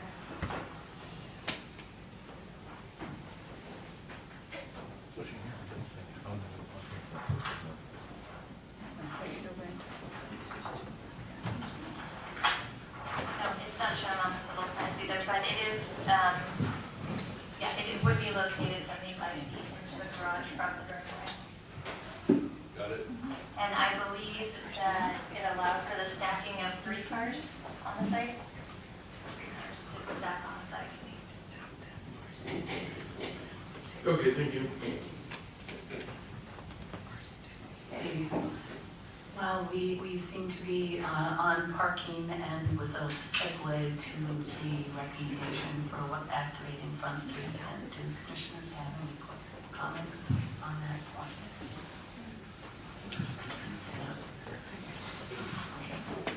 Mr. Feldman. Yeah, I think before we jump into those specifics, I want to leave a couple of general comments. I want to acknowledge, the tension in the room with folks. I think this is the first project that's come before us. Obviously, housing has been on everybody's mind in the past year, 6 months, and it's, I think, pretty difficult to separate all of that focus from what is being presented in front of us. There are a lot of issues tied up with a project of this complexity, not to mention timing of purchase and agreements with the city and not having to have any inclusionary housing, essentially, and now being essentially seen as a project that's not meeting current standards for affordable housing. That's a tough one to swallow, but that's the reality that we have in front of us.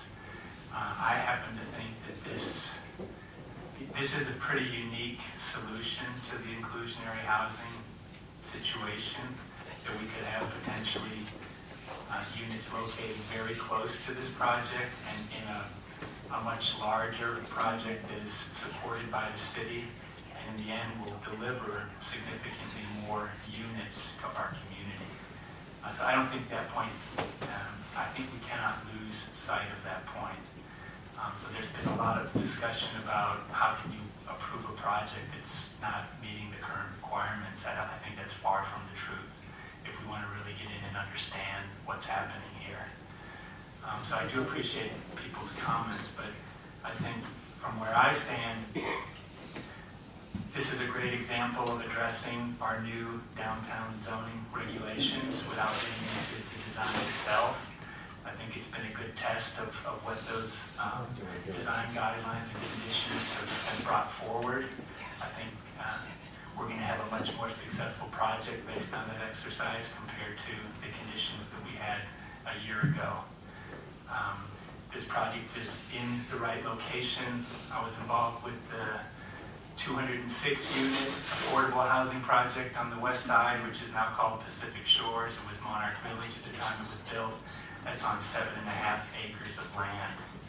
I wanted to do the calculation of how much of that is dedicated to parking before I came, but I didn't quite get there. But it's about half of that square footage. So this is, 60,000 square feet, quite a big difference. It's where our infrastructure is. It's where we should build. If this is seen as high-rise housing for the rich, if there's one current renter that's in a house somewhere in our community that's going to move here and make that house available to some family, no guarantee that it will go to a family, but if there is one family. Comments. I'd like to start by saying this project produces housing, 205 units of housing. We are in a housing crisis. I like the idea of building 205 units of housing to help address the housing crisis that our community's been in for some time now.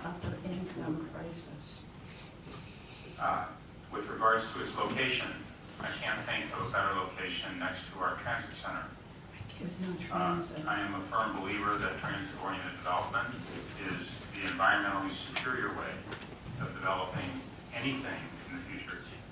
So to be able to do that here and now, I'm in. The idea of leveraging land and fees to get 30 to 100 affordable units instead of 31, if we're in our current rules for 11.5 is 12 under Kaiser Marston's analysis. I'm in. Making the pie bigger is big for me. One of the speakers brought up the Maple Paseo and the potential loss of land. I just want to point out that the Maple Paseo is not going to take up any land currently proposed for housing or currently occupied by buildings, but it will allow the Maple Paseo to be preserved and developed as a connection to our river from our downtown. Ever since I've lived here, we've turned our back on that beautiful river, and it's time for us to start connecting to the river, and this is an opportunity to do so. I also wanted to make a comment about traffic. So many people think about the traffic this will generate. I think about the traffic this will eliminate. In some of my work in the community, I've come across some alarming statistics. One is that there's about 28,000 primary jobs in the city of Santa Cruz. About 7,000 of those jobs are filled by people who live in the city. The other 20,000 jobs are filled by people who don't live in the city of Santa Cruz. So they drive into our community every day, or take a bus, or ride the bike. Having more housing in our community puts people in the same place as they work, or at least provides that opportunity. And I think that's going to reduce the amount of traffic that we see in our community. And lastly, there's been extensive studies done for apartment-type dwellings. And people who live in apartments, which is essentially what this project entails, they drive about 60% the amount of driving that people who live in suburban houses drive. It's just a fact. They drive less. So in terms of reducing the overall amount of housing, the overall amount of traffic in our community, and this project achieves that, I'm in. And the last comment I wanted to make was one that was one of the first speakers said, we're building small by design units in our community. When you look at our housing stock, most of it is large, single-family residential dwelling. I don't know the average size of houses in our community, but I'm guessing it's around 2,000 or 3,000 square feet. The average size of these units is under 1,000. I don't know the exact number, but it's something around 800 is my guess. Those are small, by design units. That's what we need. That's the type of housing that's missing in the housing portfolio that this community can offer its residents. So as I think about downsizing, I'm looking for places where I can live. And this would be a perfect spot. And that is all I have to say in terms of my general comments. Thank you very much. Any other general comments before we? Sure. I appreciate both both sets of comments, and so I don't want to repeat those either. But what I will say is what I'm excited about is seeing something that is reflective of the downtown plan and the changes that this community and everyone has put a lot of time into creating these changes. And so I'm excited to see something come out of that. And I think what's interesting, or what will be interesting, is to see what we like and maybe what we don't like about that, and possibly in terms of modifications or changes that may need to happen based on what's in front of us. But I think it's a great test. I think what I've seen so far, I'm very happy with, and there could be some changes that may come about through our discussions. But I think from a bigger picture, in terms of the bigger plan, I'm very pleased with what I'm seeing right now. So connectivity to the center of the river and activating the Santa Cruz Riverwalk has been said, and supply and demand, increasing stock, infill density, and all of that being appropriate, most appropriate for downtown has been said. So I won't repeat that other than say I agree with all those comments. The one thing I want to say is about at least a couple of members of the public talked about how, and I really agree that it's appropriate that people of different economic means live together. I would prefer to have a variety of people living in people with a variety of economic means living in this project. And I would prefer that every project has, because, and how do you do that? You require just apply 50%. I would make an exception to that when you can get more, and that's this case. I think government too often is accused and sometimes guilty of having a formula and applying it. And what would we get if we did that? If we were rote and rigid, we would get fewer units. We're going to get housing units for to market, hopefully affordable by design because of the size of them. And we're going to get capital A protected affordable units more by doing it this way. And I just wanted to, for any member of the public that voiced a skepticism or why someone's getting a break, I don't think the values are any different. That you need housing. And this creative approach gets us more of multiple types of housing. And that's why I like the approach and I appreciate the creativity. Thank you for your comments. Commissioner Singleton. I largely agree with the comments that have been made during all speakers, so I'm just going to reiterate a couple key points and try and keep it as brief as possible. As many of the speakers have said, and as many fellow commissioners have said, this is the exact type of project we've been looking for. When we first conceptualized the downtown plan, increasing density, increasing height, what can we get for, what are the kind of public spaces we can imagine. Pretty much this project was designed hand in hand with those plans, so it very much fits the mold. I think it's a wonderful test case. In terms of the affordable units, the opportunity to get 3 times as many affordable units is simply too good an opportunity to pass up. I would love to have full integration in the project if we could, but 3 times as many units is just too great of a benefit to warrant imposing those kind of restrictions in the project. And I have full confidence in Bonnie Hoops coming in her staff to be able to deliver those units in a timely fashion. I mean, you look at how successful our redevelopment, or former redevelopment agency was at getting rid of those money to make sure we invested in some really good projects like the Riverwalk Apartments over there. I think that's very much in line with what we'd like to see in this space, if not a little denser and be even more affordable. So I think it's well within line of our goals of providing more affordable housing, balanced with smart rate housing. And one comment I want to make that a lot of speakers have brought up in terms of who's going to live in these units. I know a lot of people who live in these units. A lot of people who currently now live in Watsonville and are commuting here to Sandhurst to work. It's not just Silicon Valley type people. I know people who have master's degrees in social work who commute down to Salinas to do work, who have to live here and work in Santa Cruz, and it's not cheap even if you have a graduate degree. So, and if we're talking about the average cost, what the speaker said was $1,500 for a room in the city. I pay around $1,300, so it seems relatively in line with what I'm paying.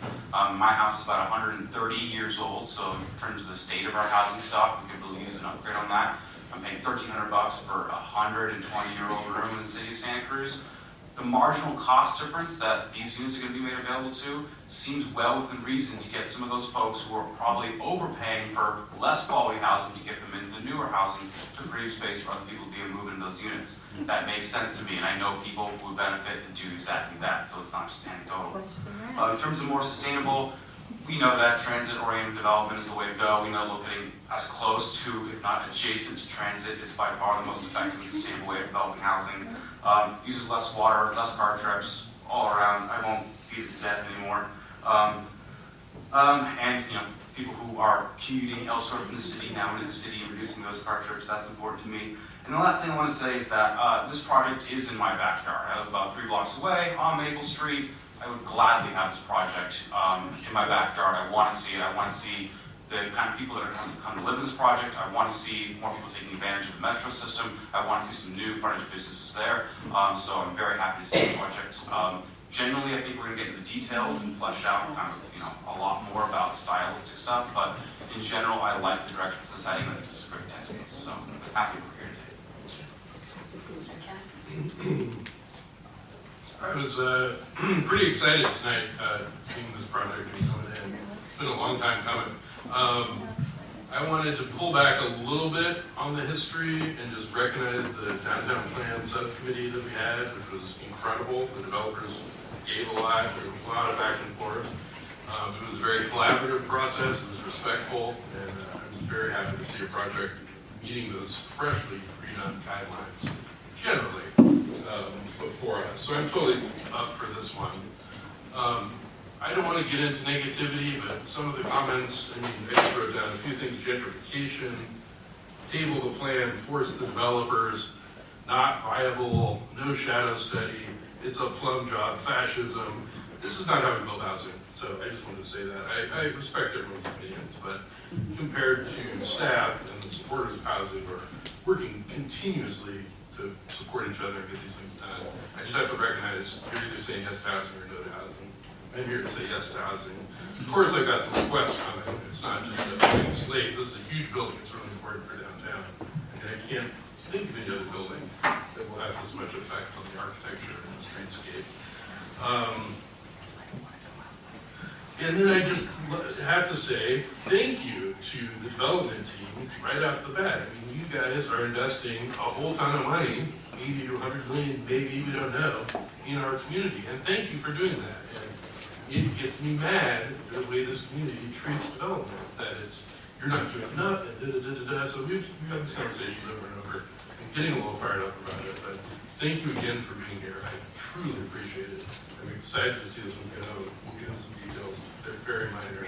The whole thing is awesome. Thank you. Yes, we do have some work to do on details, and we'll take those apart. I'll also take a minute right now to acknowledge that this is a very important project. It represents really a profound change in what this gateway to downtown, it's a big change. I can understand, and I think it deserves to be scrutinized, talked about carefully, and I know that it has been talked about for a long time, and I want to acknowledge that. I'm going to take a moment to address the affordable housing component. The Palmer years, as I refer to them, were very sad years for me as I worked in affordable housing, and those were years that we were unable to ask for dispersal of units that are more affordable within rental projects. I think that is an important tool, and I am glad to see it back. I also believe that it is not fair. It would not be fair to impose something that was not there during the whole development process. These projects take years to develop. And then I also want to talk about the affordable housing project. I know that the city staff has been working really hard with the developers, and I know that this affordable housing project is viable. I absolutely believe it's going to happen. I understand it sounds a little bit funny. Oh, maybe it's this parcel, and maybe it's that parcel, and it feels like it's shaky. But I know that I've participated in meetings over a number of years in which the development of that project is assumed. There's city resources for it. The contribution of land is by this project is really important. And the eventual project that happens is going to be, and I hope it does happen, with a mix of affordable housing and community health facilities, which are really badly needed, and I look forward to that happening. And the fact that there's local resources, which there's not a lot of, I know is going to make that viable. So despite being, I wish that there were going to be some rents that were more affordable dispersed within there. I'm going to count on management to use people with vouchers. We're going to end up with more diversity than it appears when you first look at the pro forma, and I also trust that that's going to happen. And those are all of my general comments. I look forward to getting down to work, and thank you for your hard work. So, one by one, we have a number of, I have 5 or 6 specific projects that need to get discussed. Does anyone want to have a particular order? I was going to start out by just saying that we were handed out some recommendations for dark sky recommendations that could be added to the project. And I was going to ask if we could add some additional direction for the project to consider incorporating some of the dark, as many as of the dark sky recommendations that make sense for the project. If anybody wants to add any comments on that, I'm not an expert in this field, but I do know it's important. I would say, I guess this is more of a question for staff. I know there's been a fair amount of energy spent to get our lighting standards tuned up. Where are we at in that regard? Are we complying with down-facing lights, shielded lights, etc.? Those are pretty standard things. Well, the standard requirement is in here that all of the lighting in the landscaped areas is downward facing I know that we have done some work on our public street lighting. I'm not asking about street Oh, lights, just that's in the Department of project. Public Works, and I don't think that's, this project has nothing to do with the Public Works decisions about their lighting fixtures, so that's not an issue, just for this building. Yes, so for So this it's standard condition. I don't have any issues here. You feel that they're already I think here it's, to adequately addressed. adequately The stand? string lights are a problem, but they're awfully festive, and Fashionable. these string lights can get ruin that nice guy. Any other comments on the dark sky? You can probably tell since the letter was directed to me, addressed to me, that I've been working with the dark sky folks a bit. I hear you, Mark. I just, as we go up into the sky, I think lighting is much more important. I don't think these are costly things. I don't want to burden this project with, $1 million of extra cost, but maybe 40 might be okay, something like that. And walk by 555 and you look straight up into the fluorescent safety light at the top of the shaft. It just doesn't seem like it take much work. So I'm with Julie. I love that condition as possible, as examined by staff. I don't know if Kurt came to speak or if you have comments about it, but I don't want to get too weeds on this one. Chair, if I may. The green building specialist is here, and one of his comments that came from the building division to the planning division was that during the building stage that they would review the plans for evaluation of where additional lighting features can be incorporated to minimize light trespass off the site. And we do have the condition about the uplighting that would be not allowed and prohibited. The conditions as we've drafted them just specify comply with the building division and fire and public works and all the other departments, their requirements at that the building plan review stage. And that is something that we would be looking to do. And taking a practical approach to it, we would be considering what are the cost implications for that. If there are simple fixes, then yes, we would be looking at incorporating those to better comply with dark sky criteria. Now, if they're more expensive, or if there's a concern with, say, the police wanting lighting levels along the perimeter of the building, then we would take those into account as well. And so we would not have a problem with the flexible condition, and that is in fact how we intend to review the project when it comes to the building permit stage. Thank you. You have a comment, Commissioner? I think that's great. I think that's the right approach. I think there needs to be some teeth in there that talks about how are we being more sensitive to potential light impacts, off-site. I appreciate building staff and planning staff to review those documents and try and make those, but it has to be, that there's specific attention being paid to that with exterior lighting. I think there's got to be something specific. Thank you. Any other comments on this point? Yes. So just to follow on, without getting in the weeds, it's going to depend what lighting zone downtown is designated. LZ3, which is Times Square, or LZ0, which is Sedona, Arizona. And so one of these things just says make it LZ2, which is like suburban. So I'm in favor of that. So you're in favor of an additional condition to Yeah, require adding them to this, consider? that staff consider these and put them into the project. Any comments on this one? I was just curious, did we hear from Lee, are you saying you're going to do this anyway? Without an explicit condition suggested by the commission?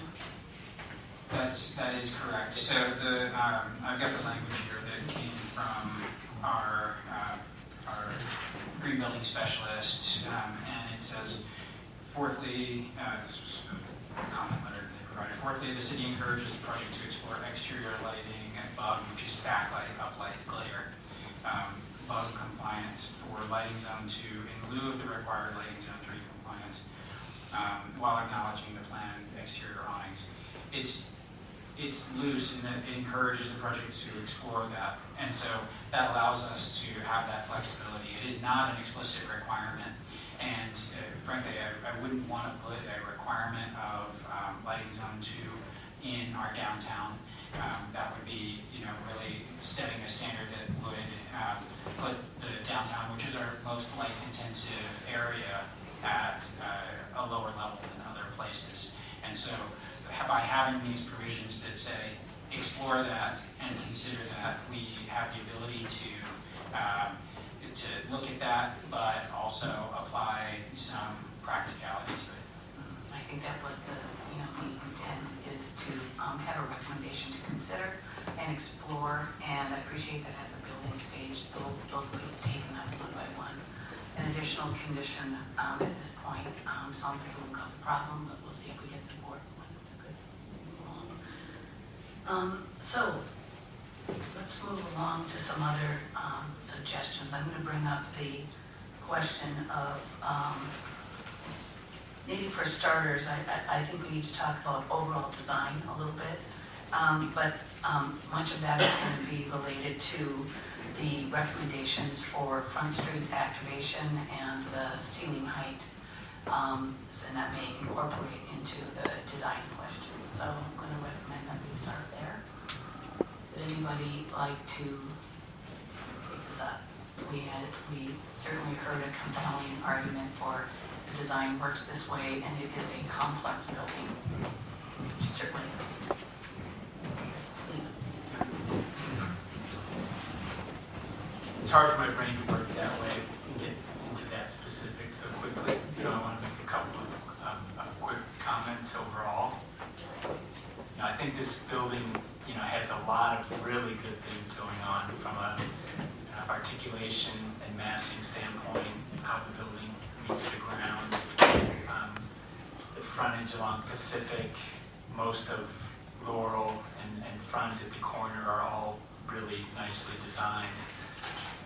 This is one of the first times I think I agree mostly with our outside architectural consultant's comments on this project. I think it showed me a really thorough understanding of what the real issues are with this building as it's presented and what some of the challenges still are moving forward. I don't agree with a couple of them. I happen to think the architect's conception at the corner of Pacific and Laural is a really nicely designed one. I actually enjoy the vertical articulation of that component. What I would hate to see is that turned into some monolithic looking piece, just turning that another color and being another mass building.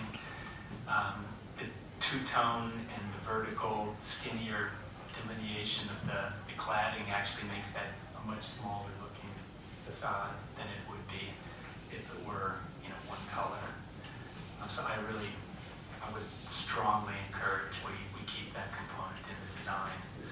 I think some of the monolithic parts of the yellow stucco components are more challenging, and I think those that starts on Laural.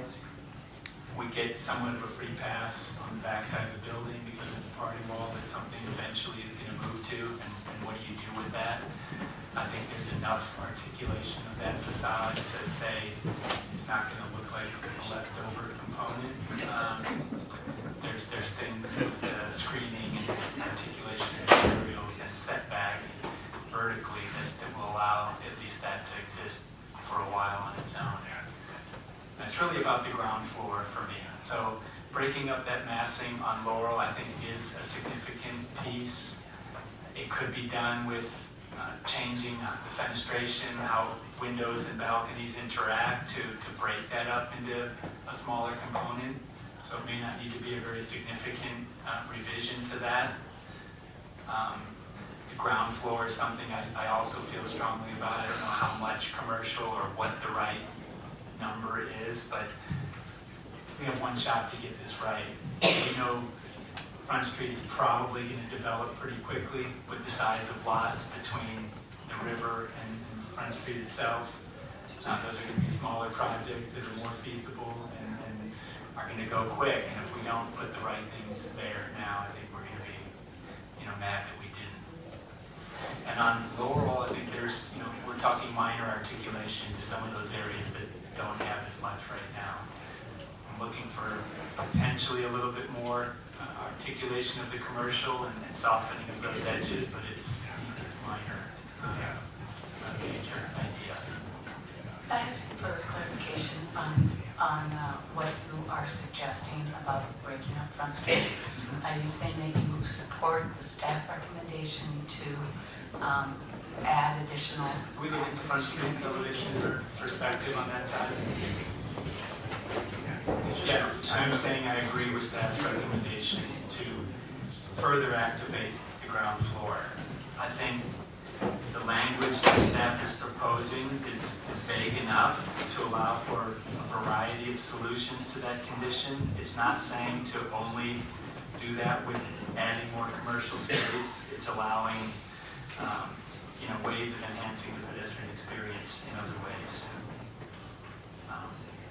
So yeah, I went back and forth on that. I thought we needed to be more specific there, but I'm thinking allowing more flexibility is the right way to go there. What condition number is that? It's number 19A. Thank you.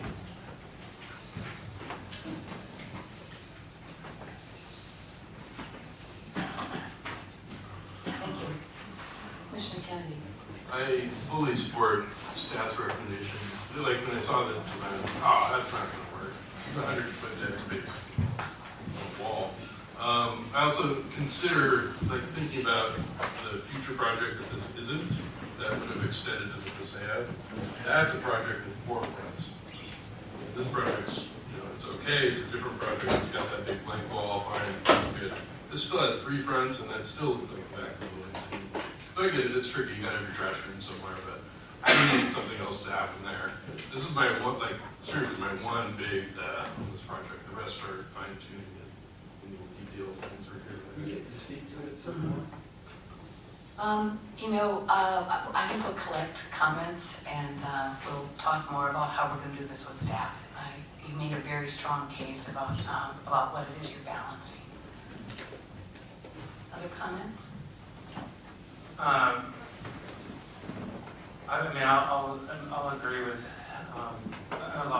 most of what Commissioner Spellman, pretty much all of it, what he stated. I think just based on kind of the slide we're looking at, I think having that ground floor activated, especially along Front Street, I think it's not as active now, but I think it will be. I think this is the one facade where I think it is important to require that to happen, since it's not happening. The Laural facade to me, I feel okay with the fact that we have these 2 anchors, and then there's kind of this breathing room for the passage and the walking, and that to happen without a bunch of activation happening within the building. And there needs to be utilities and mechanical rooms and all that, so I totally understand that. Excuse me. I also will completely agree about the vertical nature of that material that's happening. I think that actually does work very well, and I understand that it may, because it is vertical, it provides this feeling of it going up and making it seem taller. But to me, that actually works really well on this building and for where it's situated. And I'm actually feeling kind of less intrigued by some of the other parts of the building in terms of the articulation of that material, like the stucco. I'm not sure if that's actually what it is, but and I think on the I guess in a way, part of what I'm seeing too is that a lot of these are broken up very similarly, I think, and I think that's kind of the way I'm feeling. So although they're broken up by mass to appear to be different buildings, they still, in some ways, they do feel that they do have a little bit of and maybe that's okay, that they have some relationships with each other, but can we go to, go back to Front Street? Because I think that's the one for me that one is, I think the yellow on this, in that mass is just, it is a bit much. And if there's a way to break that up a bit, I think that would be, really useful. Also, in terms of one of the other conditions involving the bike parking on the mezzanine level, it's at this corner here within that commercial space. I think that's this is the gateway piece coming from the east side over, and it's hard for me to imagine a commercial space going in there with 10-foot ceilings and for being at the gateway of kind of the downtown from the east side and being the anchor on this building, or at least at that corner. So, although I do understand the challenge of the bike parking and where in making it fit, I think it is important to, I think based on the conditions staff has allowed for it to happen a little bit, but it just it just can't extend to those exterior walls as much as it is, and I think that's appropriate. I think that space needs to be as tall as it should be, which is that 15-foot ceiling height. We're supposed to be sticking just on one. Not necessarily. We're moving towards action. I will say that, like, on the Pacific side, I'm really enjoying that soft line that's happening between the sidewalk and the building, and the fact that it does weave in and out, and that barrier or that hard line is really broken down, and I'm really enjoying that, and it really comes through in the renderings that have been shown. And this corner is just, I think it's designed very well, and especially at that ground level, it does feel quite inviting. One suggestion that I will make based on some of the earlier discussion around the inclusionary and the other lots, inquiring the other lots, I do have a little bit of a concern for the next set of buildings that go in, because if you look at we can go back to Front Street, but where the garage is located, where the entry to the garage is located, and then there's also trash, I think, right over there. There's not much space for that other building to have access. This is all, when that really happens. But I guess what I'm getting at is there's not much access on the Front Street side, which is where that access is going to have to happen for this other building. And I'm curious if there's a way to think about the possibility of sharing access to their garage through this space somehow, so that you come into this garage and then, or into this access point, and you turn right, and there's the ability to then go into that other parking space. And I think that will help to, if we're talking about continuing to activate Front Street, then you're able to get commercial space along that facade as well, without the requirement of having 20 or 30 feet of curb cut there. So just as a suggestion to look towards, I think that would be nice. In terms of future planning for that. I think that's it right now. Thank you. Could I process suggestion, if you'll entertain it as chair, that we go through one by one through the 6 isolated conversation on I was starting on that path, and I understand that some people start general and zero in. As far as I'm concerned, we are talking about Front Street right now, and it is closely linked to design questions, and so